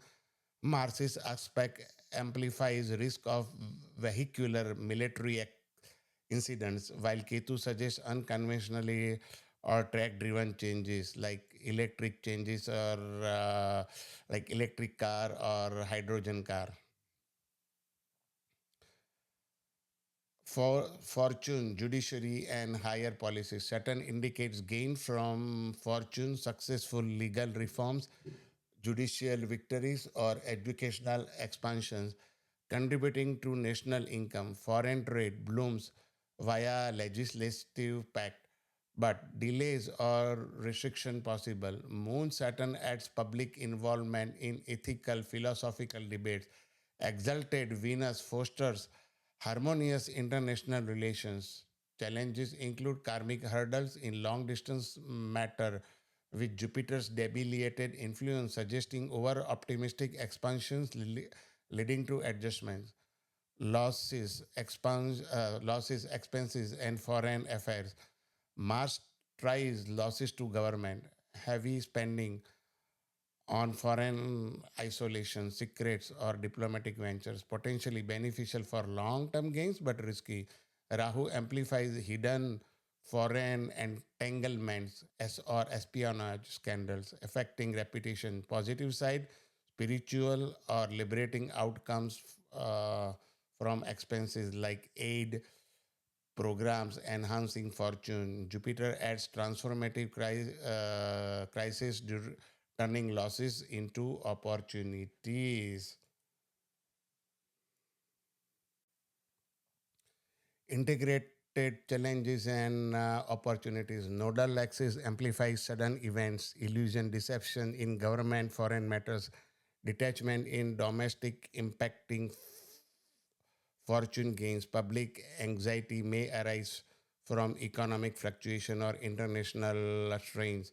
Strength, Venus provides national resilience. Jupiter offers protective growth. Weaknesses, malefic cluster risks, exaggerated crisis, delays in trade, judiciary, or budgetary drains, national image tied to humanitarian responses, transport disruption, media controversies, or neigh- neighbor relations strained by foreign issues, revisions, corrections succeed, tech, communication innovations emerge despite hurdles, labor dispute or service expansion, enemies subdued through strategy, epidemics possible but managed, reputation enhanced internationally, reforms in administration, challenges from ninth influence but overall positive feedback, economic profits mid to late years.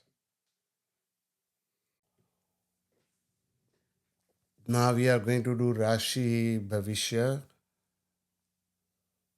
Rashi Falitalu in Telugu, Rashi Bhavishya in Hindi, and in English, Rashi based prediction, astrological prediction for all 12 zodiac, starting from March 19 to next Ugadi.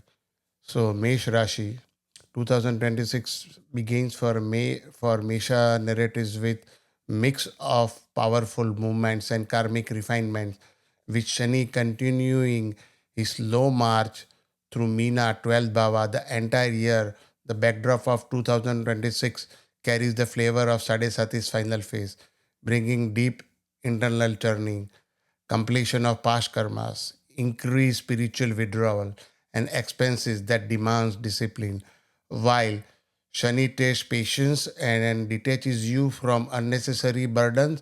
Guru, Mangala, and Rahu-Ketu shape material outcome of the year from 23rd to 2nd April. Mangala moves through Kumbha, which is 11th, a highly auspicious transit for Mesha. Desires manifest quickly, income grows, support from friends arrive, and long delayed projects gain momentum. This is one of the best windows of 2026 for financial growth. From 2nd April to 11th May, Mangala, the Mars, enters Meena 12, joining Shani's domain. This is spiritually charged but materially challenging phase. Expenses rise sharply. Sleep becomes disturbed. Hidden enemies may stir and energy drops. Avoid confrontation and unnecessary risks. This is a time to retreat, heal, and regain inner strength.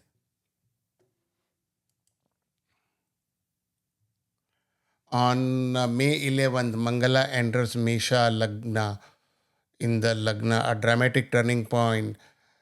vitality, courage, self confidence, and initiative return. This 11th May to 28th June period brings new beginning, personal transformation, and strong individuality. But aggression must be controlled as the Mars in the first house magnifies ego and impatience. By the way, these are Rashi's, Mesh Rashi is based on your Janma Rashi, your moon Rashi at the time of birth.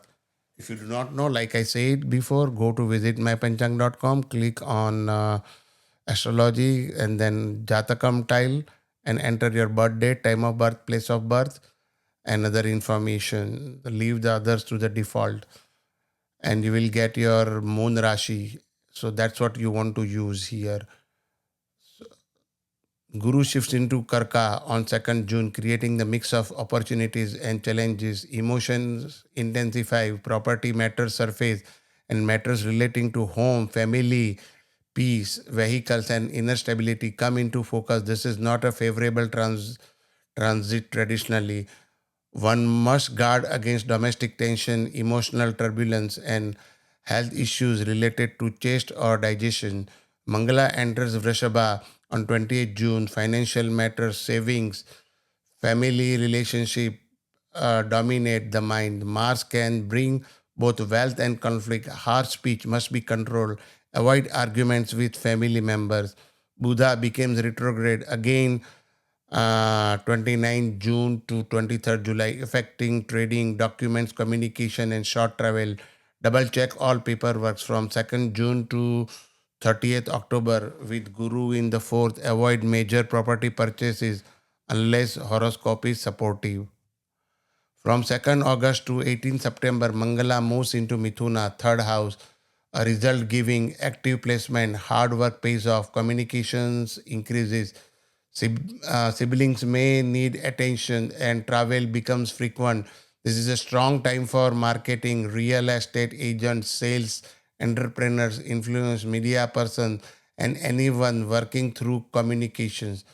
Mangala enters Karka on 18 September, his debilitation sign. This transit lasts till 12 November and it's the most challenging phase of 2026 for Misha.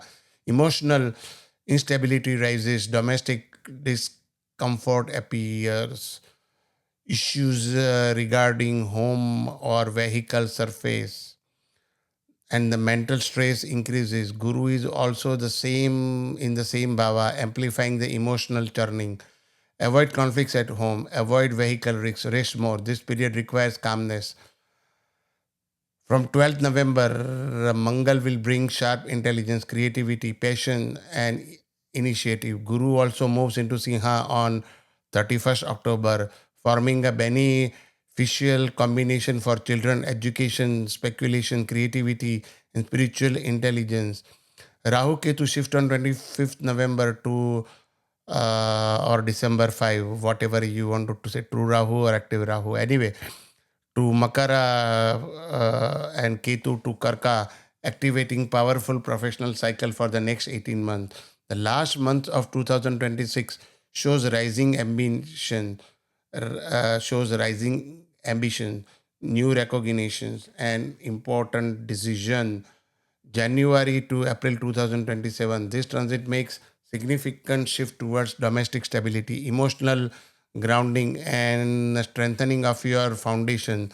The focus moves away from speculative risk and external validation towards the cultivation of sukha or inner peace and comfort. This is a prime period for enhancing your living environment, whether through property acquisition or house home renovation or remodeling, or simply deepening your connections to your root and family.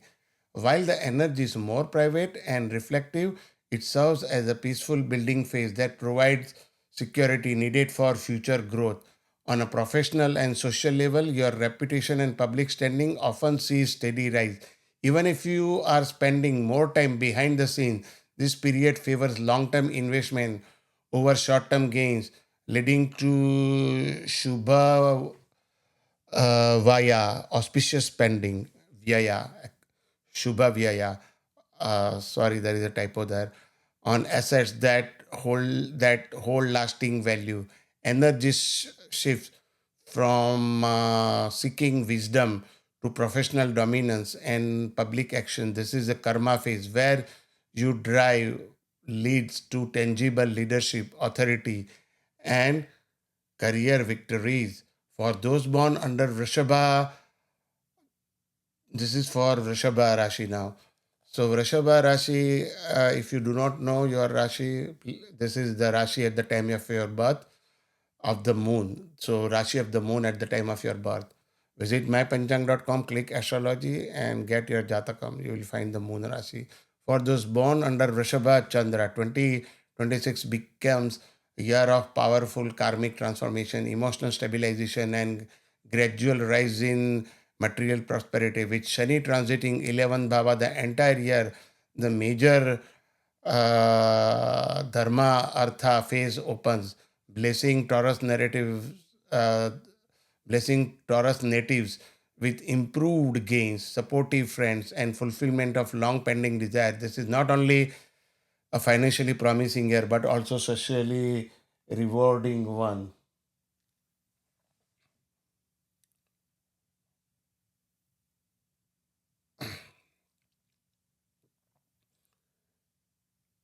Provided you maintain patience and humility. However, Guru Rahu and Mangala shape the deeper tides of the year, each bringing decisive shift.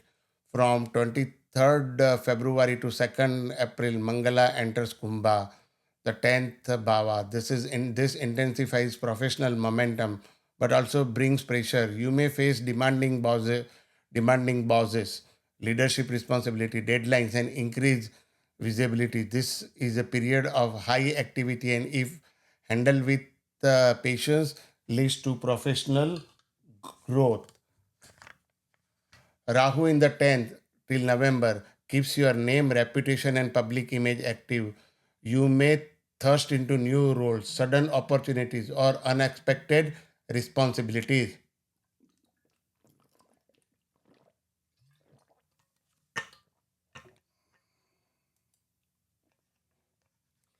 From 2nd April till 11th May, Mangala moves into Meena, which is 11th Baba, fortunate transit, bringing gains, profit, fulfillments of ambitions, combined with Shani in the same house. This becomes powerful time for growth through discipline, networking, financial planning, investment consolidation, and long-term goals get activated. However, since Mars and Saturn conjoin there, avoid impulsive decision, ego conflicts with friends, aggressive team interaction. Mangala enters Mesha from 11th May to 28th June. This is sensitive phase. Expenditure increases. Sleep disturbance may arise. Sleep apnea. You may want to get checked. And hidden enemies or health issues may surface. Avoid reckless spending, unnecessary travel, and secretive dealings. Focus on meditative and restorative practices. Guru moves into Karka on 2nd June, encouraging short journey, writing, courage, and communication. However, it loses its strength here, so do not expect major financial growth during June, October. Mangala enters Vrishabha itself from 28th June till 2nd August, giving strength, confidence, and assertiveness. You become bold, energetic, and physically active. This period boosts self esteem but also raises ego and impatience. Control anger and avoid conflicts. Buddha retrogrades again 29th June to 23rd July. So, travel documentation requires caution. Jupiter Guru in third uh, may give short term, not third May, but will give short term gains, but avoid risky decision, especially speculative ones. From 2nd August to 18th September, Mars will be in Mithuna. This is mixed phase. Your speech becomes sharp, which can offend others. Family differences may surface, Though financial gains are possible through assertive action, avoid borrowing or lending money without clarity. From mid August, Rahu in the 10th intensifies ambitions and career opportunities. Ketu in 4th till November creates internal restlessness, demanding better emotional management. From 18 September to 12 November, Mars in his debilation sign reduces your courage, increases emotional sensitivity, and creates internal frustration. Avoid unnecessary confrontation with sibling or co-worker. Guru also weak in Karka during this period, making emotional environment more intense. Focus on self-care and communication discipline. Guru enters Simha fourth Bhava on October 31st, bringing the new beginning in home, property, education, and emotional well-being. Many will purchase property, enhance domestic comfort, or reconnect with family. Rahu Ketu on 25th from 25th November brings extraordinary luck. Ketu will bring courage and spiritual communication. Effect may happen after December 5th, though it can happen. Mangala Mars enters Siha. So from 12th November brings energy rises, passion increases, and leadership quality strengthen. Guru Mars combination favors home improvements, real estate moves, and creative projects, and children related progress. From January to April 2027, the energy moves from domestic comfort towards self effort and courageous action. The focus on home life lessons as you feel surge in mental energy and desire to communicate or travel. This is a period of parakrama, valor, where your own initiatives, siblings, and social connection became primary drivers of your progress. Success now comes through communication and short term ventures. While the sense of domestic weight lifts, it is replaced by a busy schedule and the need to multitask. It is a highly productive time for those in media, writing, or any field requiring quick decision making and bold networking. Now we will talk about Mithuna Rashi. Again, this is Chandra in your Janam Kundali horoscope birth chart, Jatakam at the time of birth in Mithuna Rashi. So 2026 unfolds Mithuna narrative as a year of internal strengthening, discipline growth, subtle emotional correction, or major karmic restructuring, particularly through Guru and Rahu Ketu, with Shani transiting throughout the year in Meena throughout the year, your professional life responsibilities, leadership role, and public reputation remains in constant focus.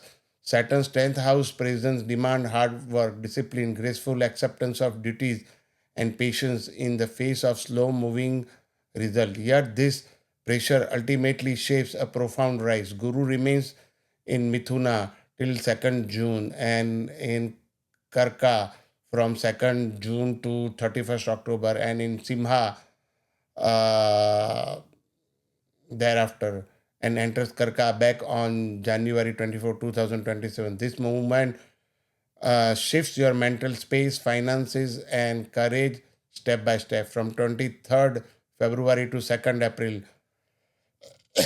excuse me, Mars moves into Kumbha, one of the luckiest periods of the year. Fortune rises, father's health improves, long distance travel begins, and confidence goes. This is a good time for examinations, spiritual practices, or launching a new long term project.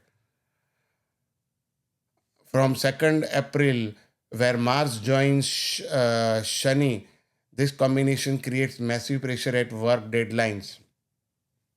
Titan deadline tightens, responsibilities increase, and authority figures demand excellence. You may feel you must prove yourself repeatedly. Guru still in the first ensures you do not break. Your intelligence supports you from 11th May till 20th June. Mars is excellent. Gains will increase. Networking expands and desires manifest quickly. But Guru moves into second house, Karka, on 2nd June, strengthening finances, family unity, speech, and confidence. This is one of the most stable periods of the year for money. Mars enters Vrishabha. So after 28th June, rising expenses and reducing physical vitality, travel may increase. The Buddha retrograde from 29th uh, June to 23rd July requires financial caution. Guru in the second protects savings despite expenses. From 2nd August to 18th September, Mangala enters Mithuna, Lagna, a highly energetic but aggressive period. Your decision becomes bold, but temper becomes sharp. Health needs care.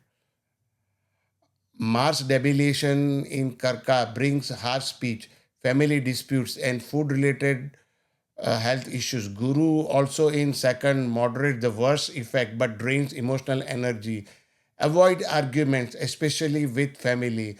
Guru moves to Simha from 31st October. Excellent for courage, writing, marketing, and creative expression. Rahu-Ketu shifts from 21st November to Makara and Karka, respectively, opening a new cycle of transformation around shared resources, courage, intelligence, and partnership. Mars entering Simha on 12th November restores energy and decision making strength. Now, from January to April 2027, the drive for constant action and communication shifts towards financial accumulation and family security. The focus moves from effort to result as the work you put in starts manifesting as tangible wealth and liquid assets. This is a prime time for stabilizing your bank balance and refining your speech and diet. The domestic harmony takes center stage as your role within the family becomes more prominent. This period favors saving, investment, and enjoying Vaksiddhi, the power of speech. It is the phase of nourishing your resources and ensuring that your family's future is financially well guarded. You will shift towards solitude and high expenditure. Now we will talk about Karka Rashi. So for Karka Rashi, this is the moon at your birth in Karka Rashi. Check your Kundali or visit mypanchang.com to get your Kundali Jatakam. 2026 is a profoundly transformative year for Cancer or Karka natives, with Shani moving through the Meena 9th Bhava all the years, fortune, father, health, dharma, and long distance endeavor undergo karmic refinement. Be careful in traveling and paying your taxes. Sun here creates taste of faith. Your belief system matures, responsibilities multiply, and deep spiritual introspection arises. Father health, you need to be very careful.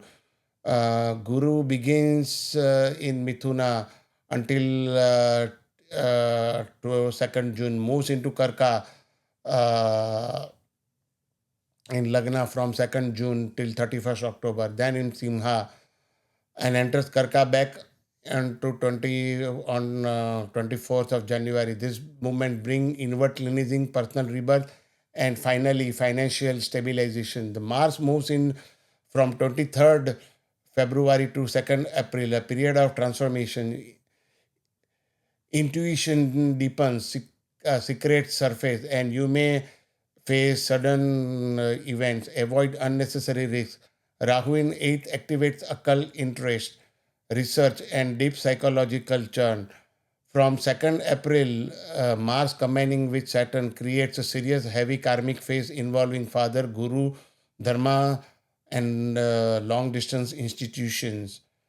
Avoid ego clashes with teachers or elders. However, this strengthens discipline and spiritual clarity. Mars moves to Mesha from 11th May, so till 28th June. A powerful career boost, new leadership roles, promotion, and opportunities arises. Guru from 2nd June, beginning a 4 month phase of personal growth, confidence, emotional healing, and renewed vitality. Mars from 28th June, supporting gains, profits, and friendship. Guru in Lagna enhances charisma and visibility. Buddha retrograde 29 June till 23rd July urges caution in financial communication. Mars enters Mithuna from 2nd August till 18 September, bringing low energy, sleep disturbance, and emotional vulnerability.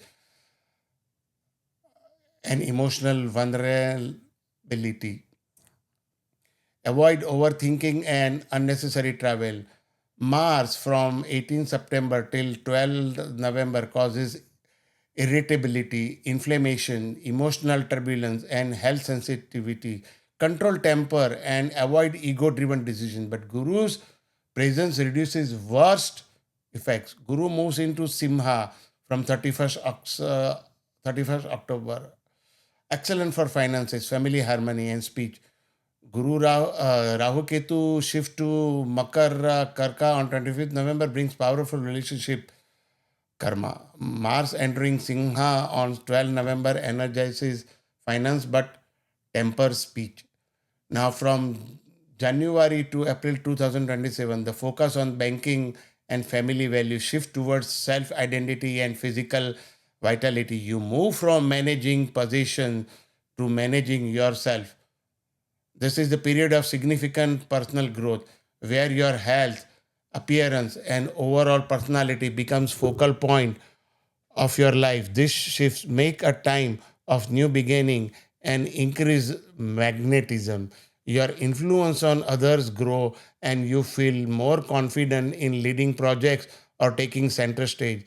It is an ideal phase for self improvement and settling a new trajectory for your life's purpose. The period of reflection ends, bringing a surge of physical energy and self identity. You move into bold phase of enthusiasm, utsaha, taking personal charge of your destiny and new projects. This is for Simha Rashi. Again, your moon Rashi. You can check with Lagna Rashi also. If you do not know, visit mypanchang.com. For Simha narrative, 2026 became year of profound inner restructuring, major financial and spiritual rebalancing, and finally, by the last quarter, the period of rising power, visibility, and success. While Shani is Meena, eighth entire year, this is the deep karmic churning period, also known as Ashtama Shani, a placement known for inner purification, dealing with hidden fears, confronting debts, transforming attachments, and maturing into wiser self.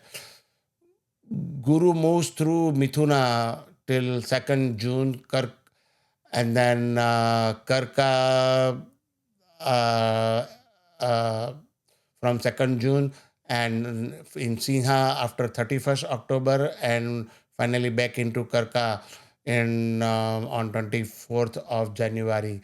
And from 23rd of February to 2nd April, Mars amplifies the themes of marriages, business partnership, agreement, and collaboration.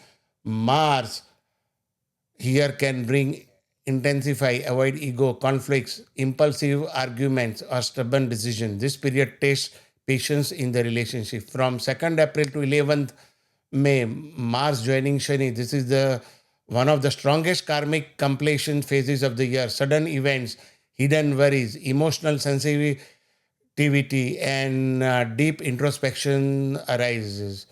Avoid risky investment, conflicts, and secretive behavior. Guru still in 11th gives financial cushion. From 11th May, Mars generating immense fortune, higher wisdom, and support from gurus. Long distance travel is favored. From 2nd of June, Jupiter beginning 5-month phase of internal cleansing, spiritual awakening, foreign connection, travel, and increased expenditure. This time encourages inward retreat and healing.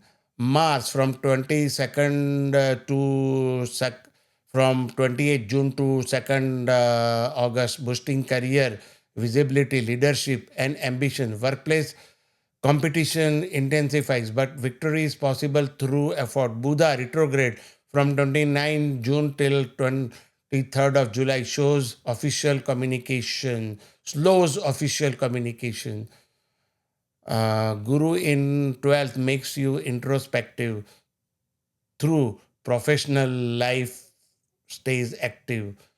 Mars from 22nd of August gives you excellent gains, profits, and new networks. Financial opportunities rise. However, Shani 8 continues emotional heaviness. Rahu increases desires for companionship and connection.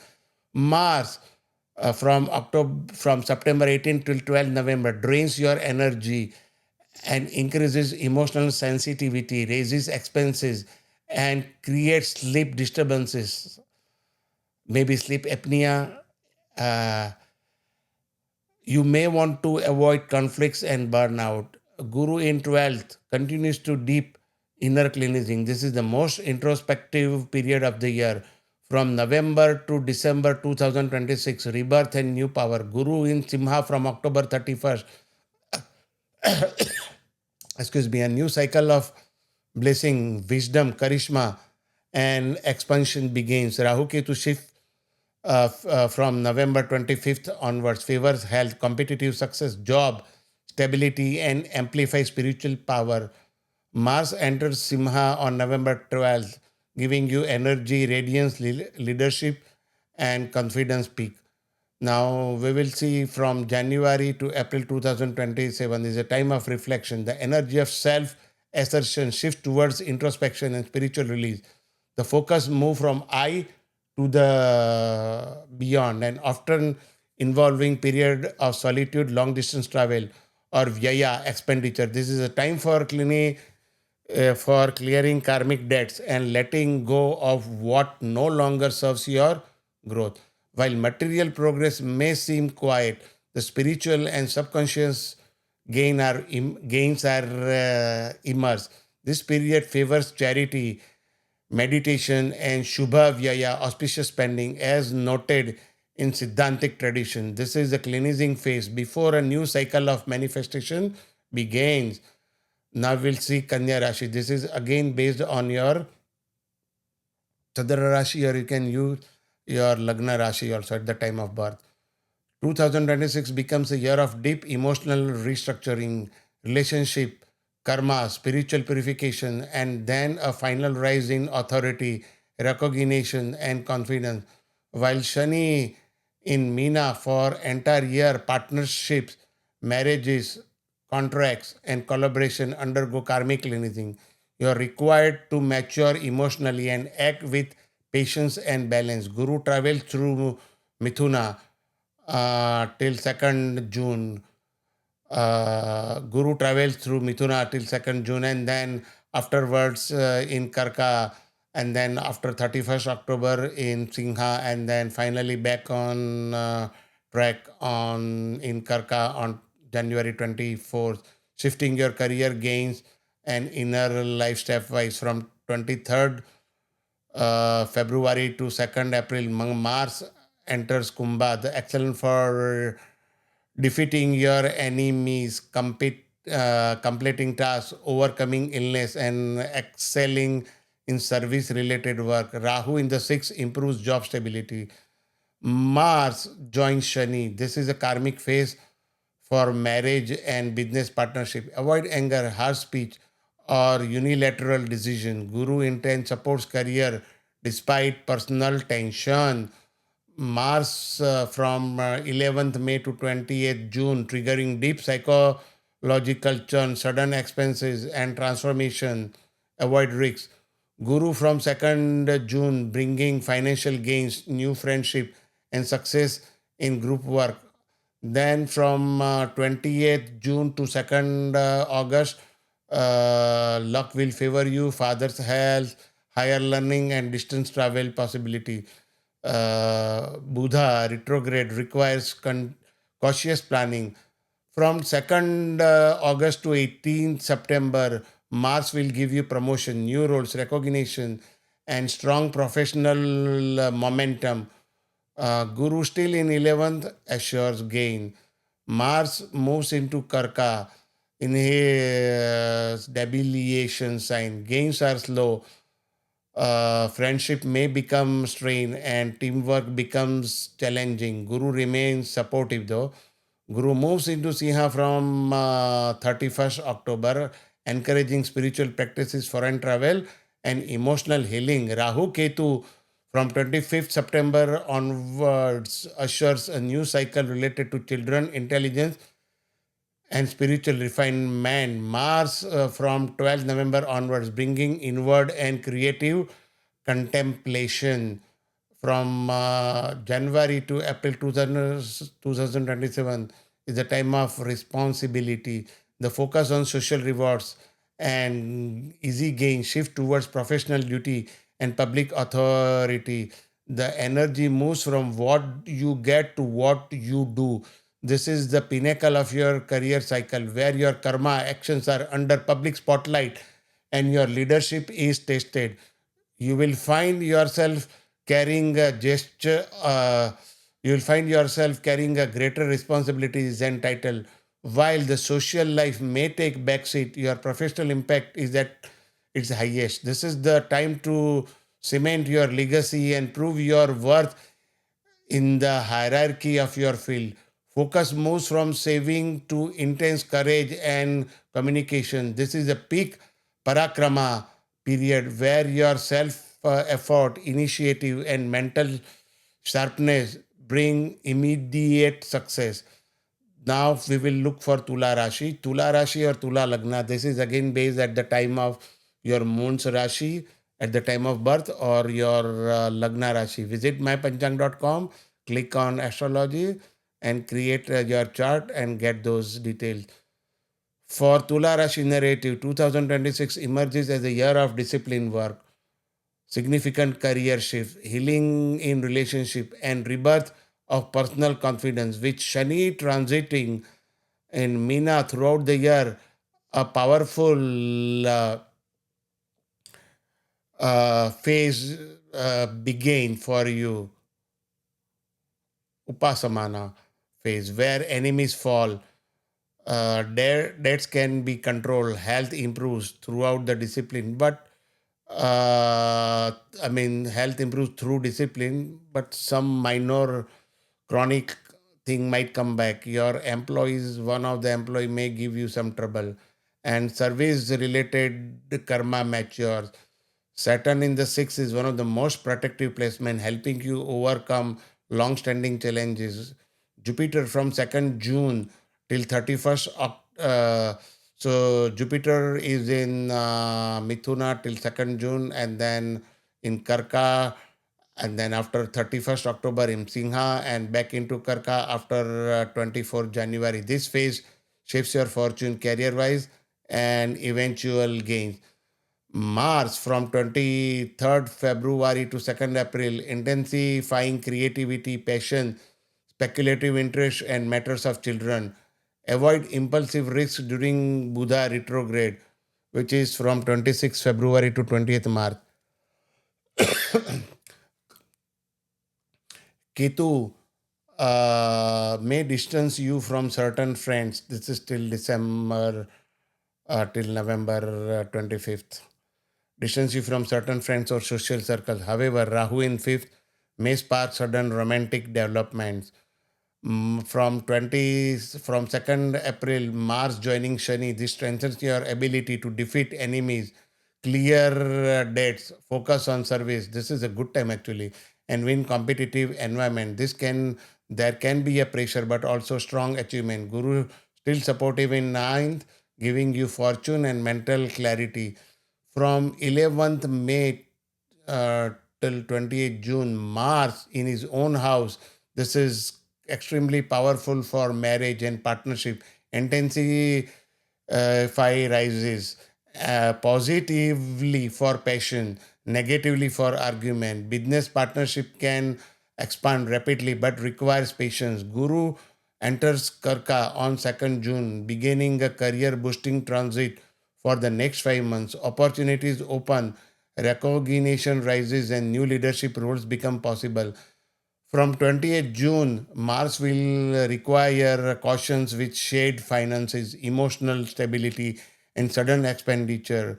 However, Guru in the 10th protects career stability. Buddha retrograde from 29th June till 23rd of July advises care with financial document. Mars from 2nd of August, creating auspicious result, foreign travel, higher studies,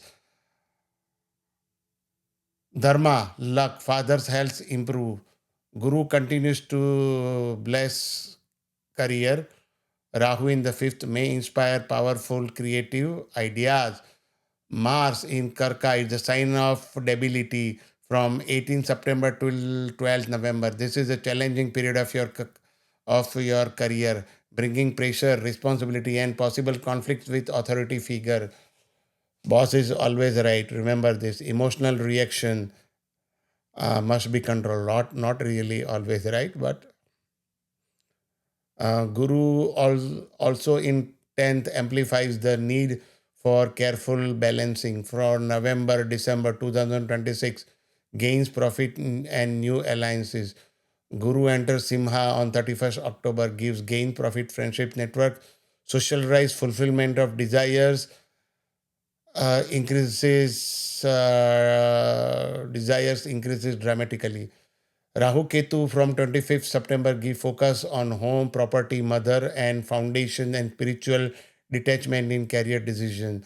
Mars from 12 November gives energy in gains, promotion, networking and public engagement skyrockets. Tula Rashi from January to April 2027, the responsibility, the focus on social rewards and easy gain shifts towards the professional duty and public authority. The energy moves from what you get to what you do.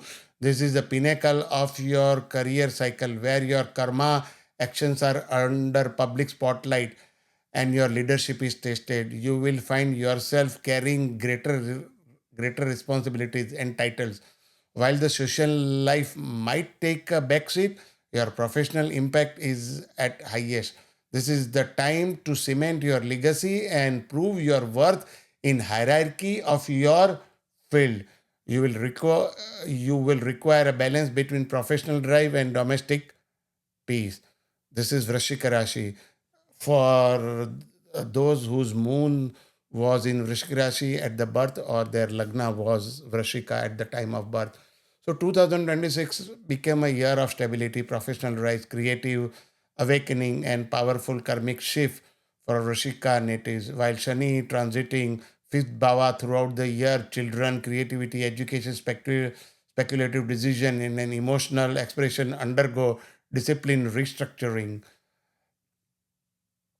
is decision related to your children. Your not children will not go restructuring, but your relationship. Um, Saturn in the fifth pushes you to mature emotionally and think long term. Guru moves through Mithuna till 2nd June, and then after it will be in Karka, and after 31st October in Simha, and from 24th January it will be back in Karka, creating a journey from deep internal transformation to fortune and then to create elevation. So until 2nd April, Mars will increase domestic stress, emotional instability, and property-related tensions. Avoid conflict at home. So from 2nd of April, Mars moves to joining Shani. This is karmic phase. Children's matter, education, romance, and creativity requires patience. There may be a delays or responsibilities. Guru remains in 8, deepening introspection. From 11th May to 28th June, Mars will be excellent for defeating enemies, improving health, and completing tasks. While Jupiter enter Karka on 2nd June, enhancing your fortune, father's well-being, spiritual clarity, and higher learning. Whatever obstacles you had, it will go away. Mars will give you from 28th June till 2nd August. It will affect your relationship. This period brings passion and intensity to marriage and partnership. Avoid ego clashes. Guru in ninth ensures divine support. Mars enters Mithuna after 2nd August, bringing sudden events, psychic sensitivity, research, work, and transformation. Avoid risks. Shani continues testing fifth house matter. Mars from 18th September to 12th November will be in Karka. Avoid arguments with father or guru and travel carefully. Guru still protects ninth house blessings. Guru moves into Simha from 31st October, opening a major period for career growth, leadership and recognition, and authority. Rahu-Ketu shifts on 25th November, bring new karmic paths in communication, dharma, travel, and family.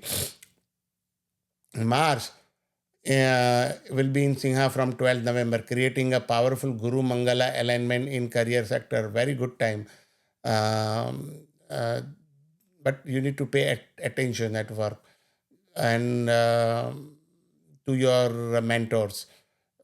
From January to April 2027, the wisdom time. The drive for professional achievement shifts towards the higher learning and divine grace. The focus moves to labor to luck, bhagya. This is a period of spiritual expansion where mentors, father, or spiritual guides provide the direction you need to move forward. This phase favors long distance pilgrimage and intellectual pursuit. Your outlook on life becomes more philosophical, and you find that obstacles are cleared through dharma rather than just hard work. It is a deeply rewarding time for those seeking truth and wisdom. The focus on the home shift to creativity, intelligence, and romance. Your Agni fire fuels speculative gains and creative pursuits, making your mental output highly sharp and productive. Now we'll go to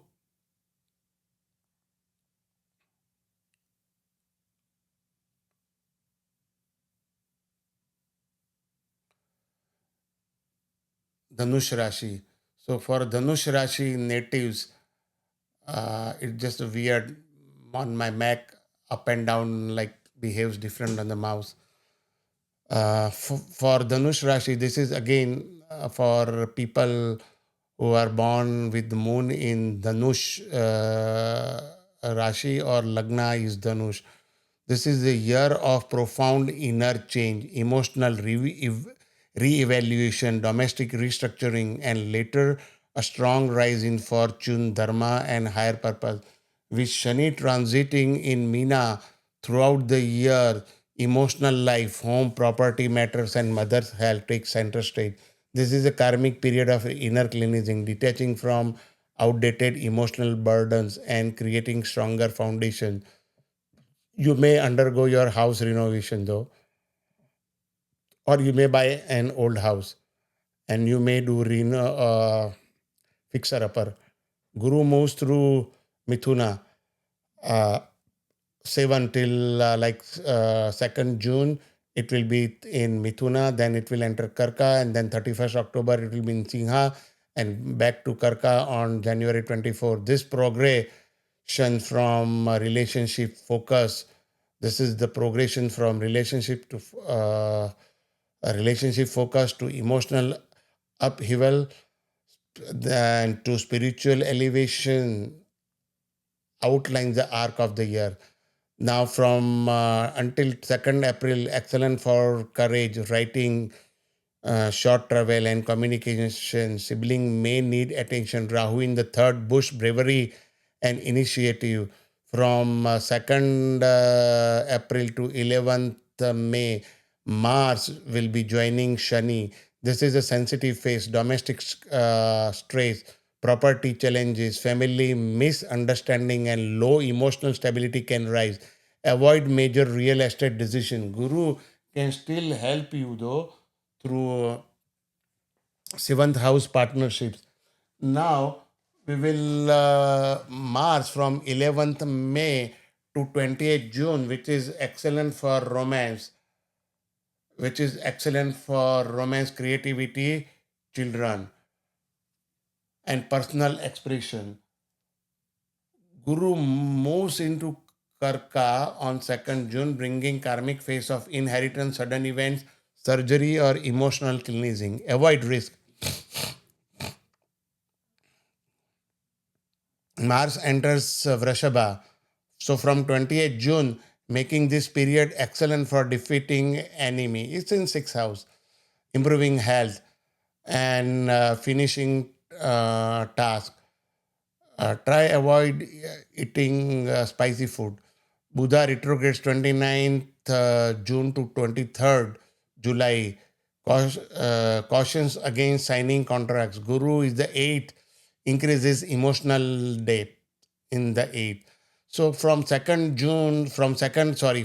August to 18th September, Mars will be bringing and intensify in marriage and partnership.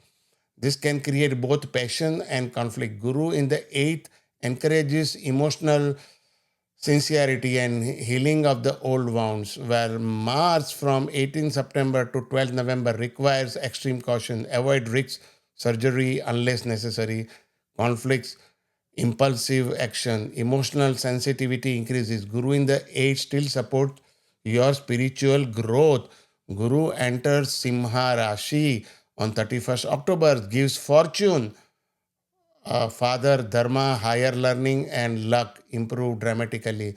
Rahu-Ketu shift on 25th November gives wealth, family, speech gains, and Ketu will give spiritual depth and attachment. While Mars from 12th November brings courage, long distance travel. The period of easy grace and expansion shift towards deep transformation and hidden research. The focus moves from belief to experience, often moving sudden changes or fascination with occult and psychological depth. This is the time of handling joint finances and inheritance. While this phase can feel intense, it leads profound personal evolution. You may discover hidden talents or resources that were previously unavailable. It is a period of a Gouda, secret knowledge, where you learn to navigate life's mystery and resilience. Leisure gives way to discipline, service, and overcoming obstacles. This is a powerful Shatru Jaya phase where you crush competition, settle debts, and resolve long standing health or work issue. So, that last three paragraphs here was for from January 2027 till April. Now we will look into the Makar Rashi. For Makar Rashi, again based on Chandra Rashi or Lagna Rashi. For Makar narratives, 2026 is a year of strong communication growth, family healing, rising courage, and major professional advancement, especially towards the end of the year. While Shani is in Meena throughout the year, giving you courage to gain courage, focus, ambition, and discipline thinking. Saturn is the in the third is highly supportive for structured effort, travel, writing, and skill development. Now, Guru this year is moving from Mithuna to Karka to Simha and back in Karka. This phase affects health, relationship, partnership, and spiritual evolution. From 2nd April to 11th May, Mars is excellent for courage, writing, communication project, and business initiative. Guru supports health and daily routine. From 28th June to 2nd August, Mars will bring stress at home, property issues, and emotional sensitivity. Handle domestic matters carefully. However, Guru entering in Karka on 2nd June, enhancing will enhance your marriage, partnership, diplomacy, and your negotiation skills. From 2nd August to 18th September, Mars is excellent for creativity, children's, romance, and speculative improvements. Buddha retrograde from 29th June to 23rd July, once again risky investment. From 8th September to 12th November, Mars in Karka requires patience in partnership, avoids arguments, stay diplomatic. Guru also in 7th increases the need for balance. Guru enters Simha on 31st October, gives spiritual depth, and your spiritual depth knowledge will increase. Sudden gains possible. Rahu Ketu shift on 25th November gives you hidden gives you high ambition, transformation. Ketu will build karmic relationship. This is major for identity, marriage, and life directions. Mars from 12th November will bring strong inner drive, research focus, and emotional transformation.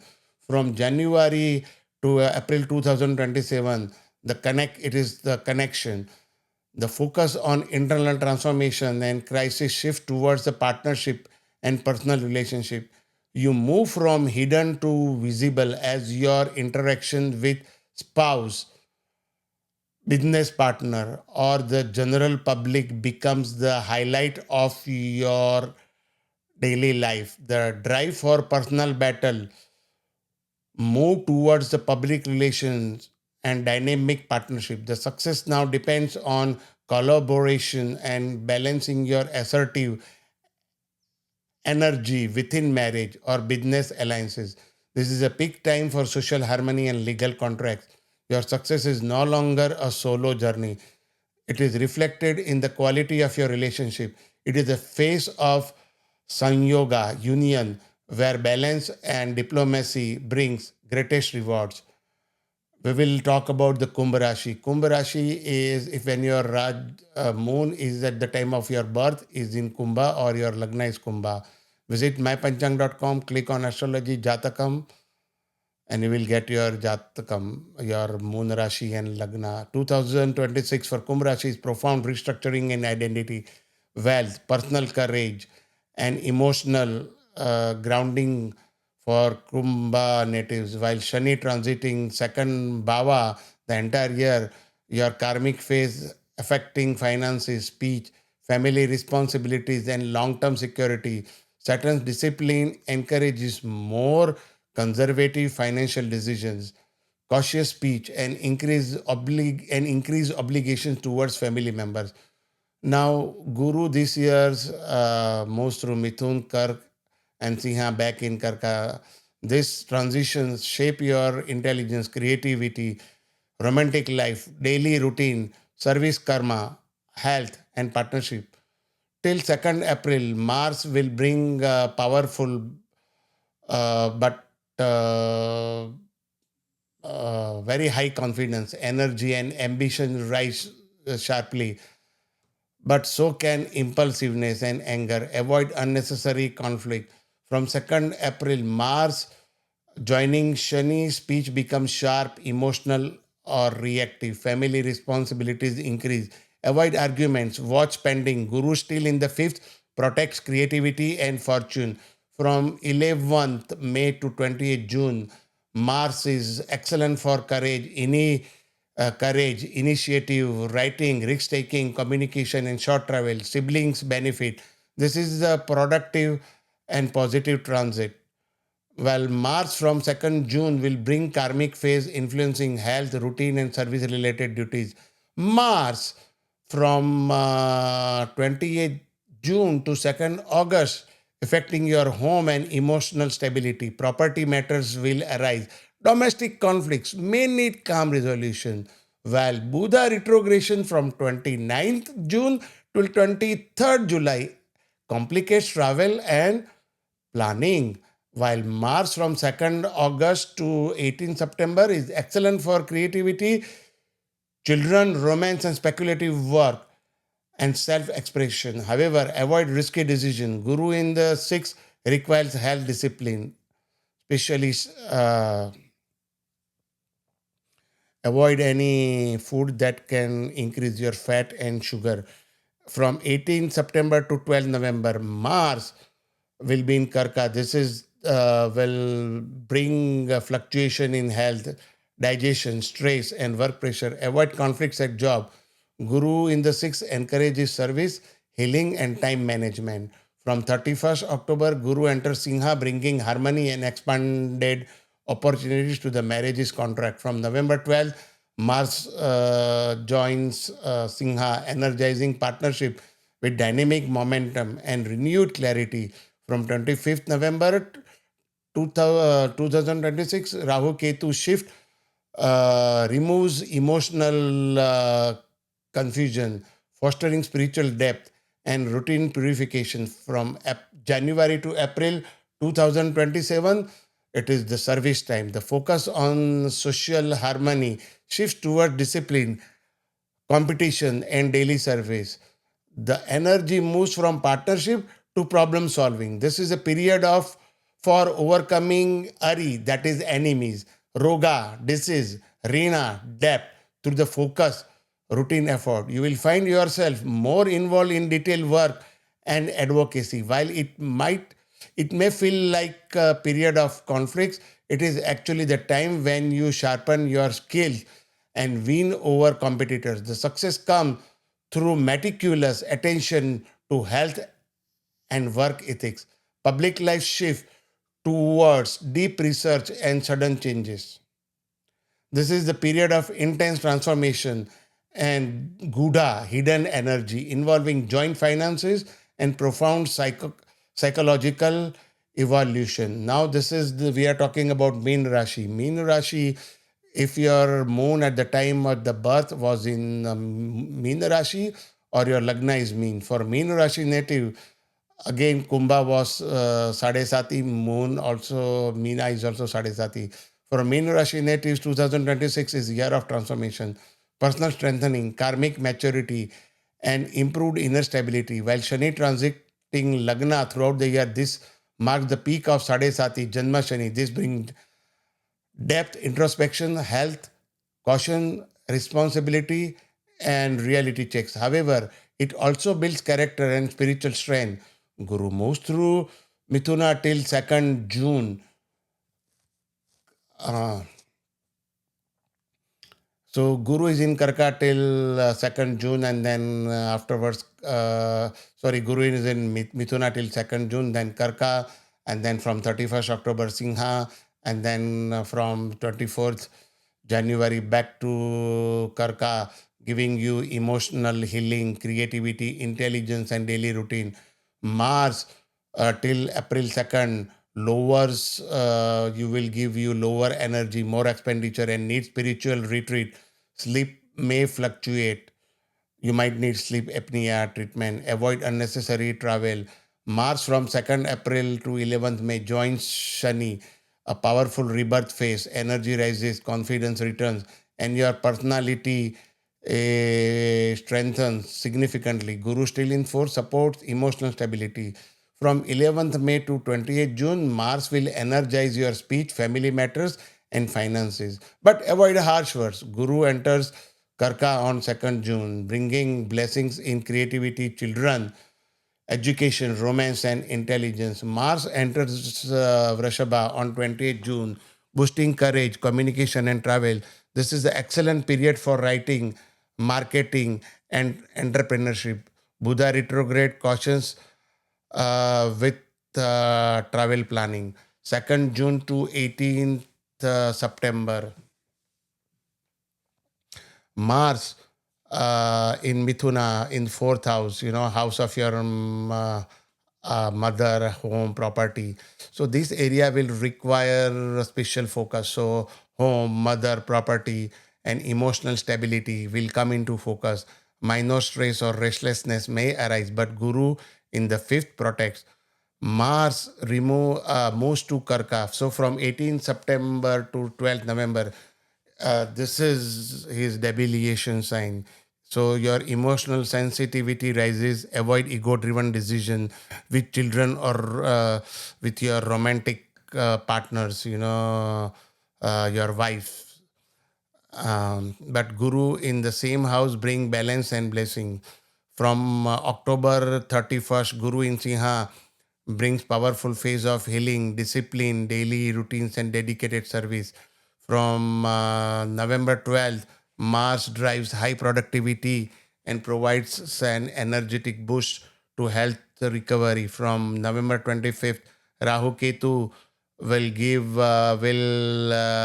catalyze financial gain, while Ketu will help you deepen your spiritual creativity. Now, from Jan to April 2027 is the time for celebration. The grind of daily course and conflict towards joy, creativity, and intelligence. The focus moves from struggle to merit. This is a highly auspicious time for romance, children, and speculative success as the weight of the previous phase is lifted. Your mental clarity and creative output are at an all-time high. It is a time of Purva Punya coming to surface, where your past good deeds manifest as sudden opportunities and happiness. This is the phase about enjoying the fruits of your intelligence and love of those around you. Intensity shifts towards higher wisdom and dharmic action. Your energy is now guided by grace and fortune, favoring higher learning, mentorship, and pursuit of truth. So this is Ashirvad mantra for those people who have a bad time. In your bad time, you can chant Vishnu Sahasranama. Rudrabhishekam is very important, and do meditation. Reading Bhagavad Gita also helps. Ashtavakra Gita is also helps. Anything spiritual matter when you train your detachment will help you gain in that area. So also chanting Sri Suktam is also will be helpful.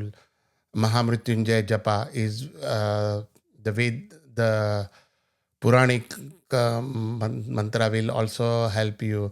Om Mrityunjay Mahadeva Traimam Sharnagatam Janma Mrityu Jara Roge Piditam Karma Bandhanehi. ओम सर्वे भवन्तु सुखिनः सर्वे सन्तु निरामया सर्वे भद्राणि पश्यन्तु मा कश्चित् दुःख भाग् भवेत्. ओम शांति शांति शांति. This is prepared by Pandit Mahesh Shastri. I am Panchang Ganitagnya and Panchang Siddhanti, Seattle, Washington, US. I, I pray to Almighty to fulfill all of your wishes and fulfill your dreams. Dhanyavad. Please like, share, comment, and subscribe.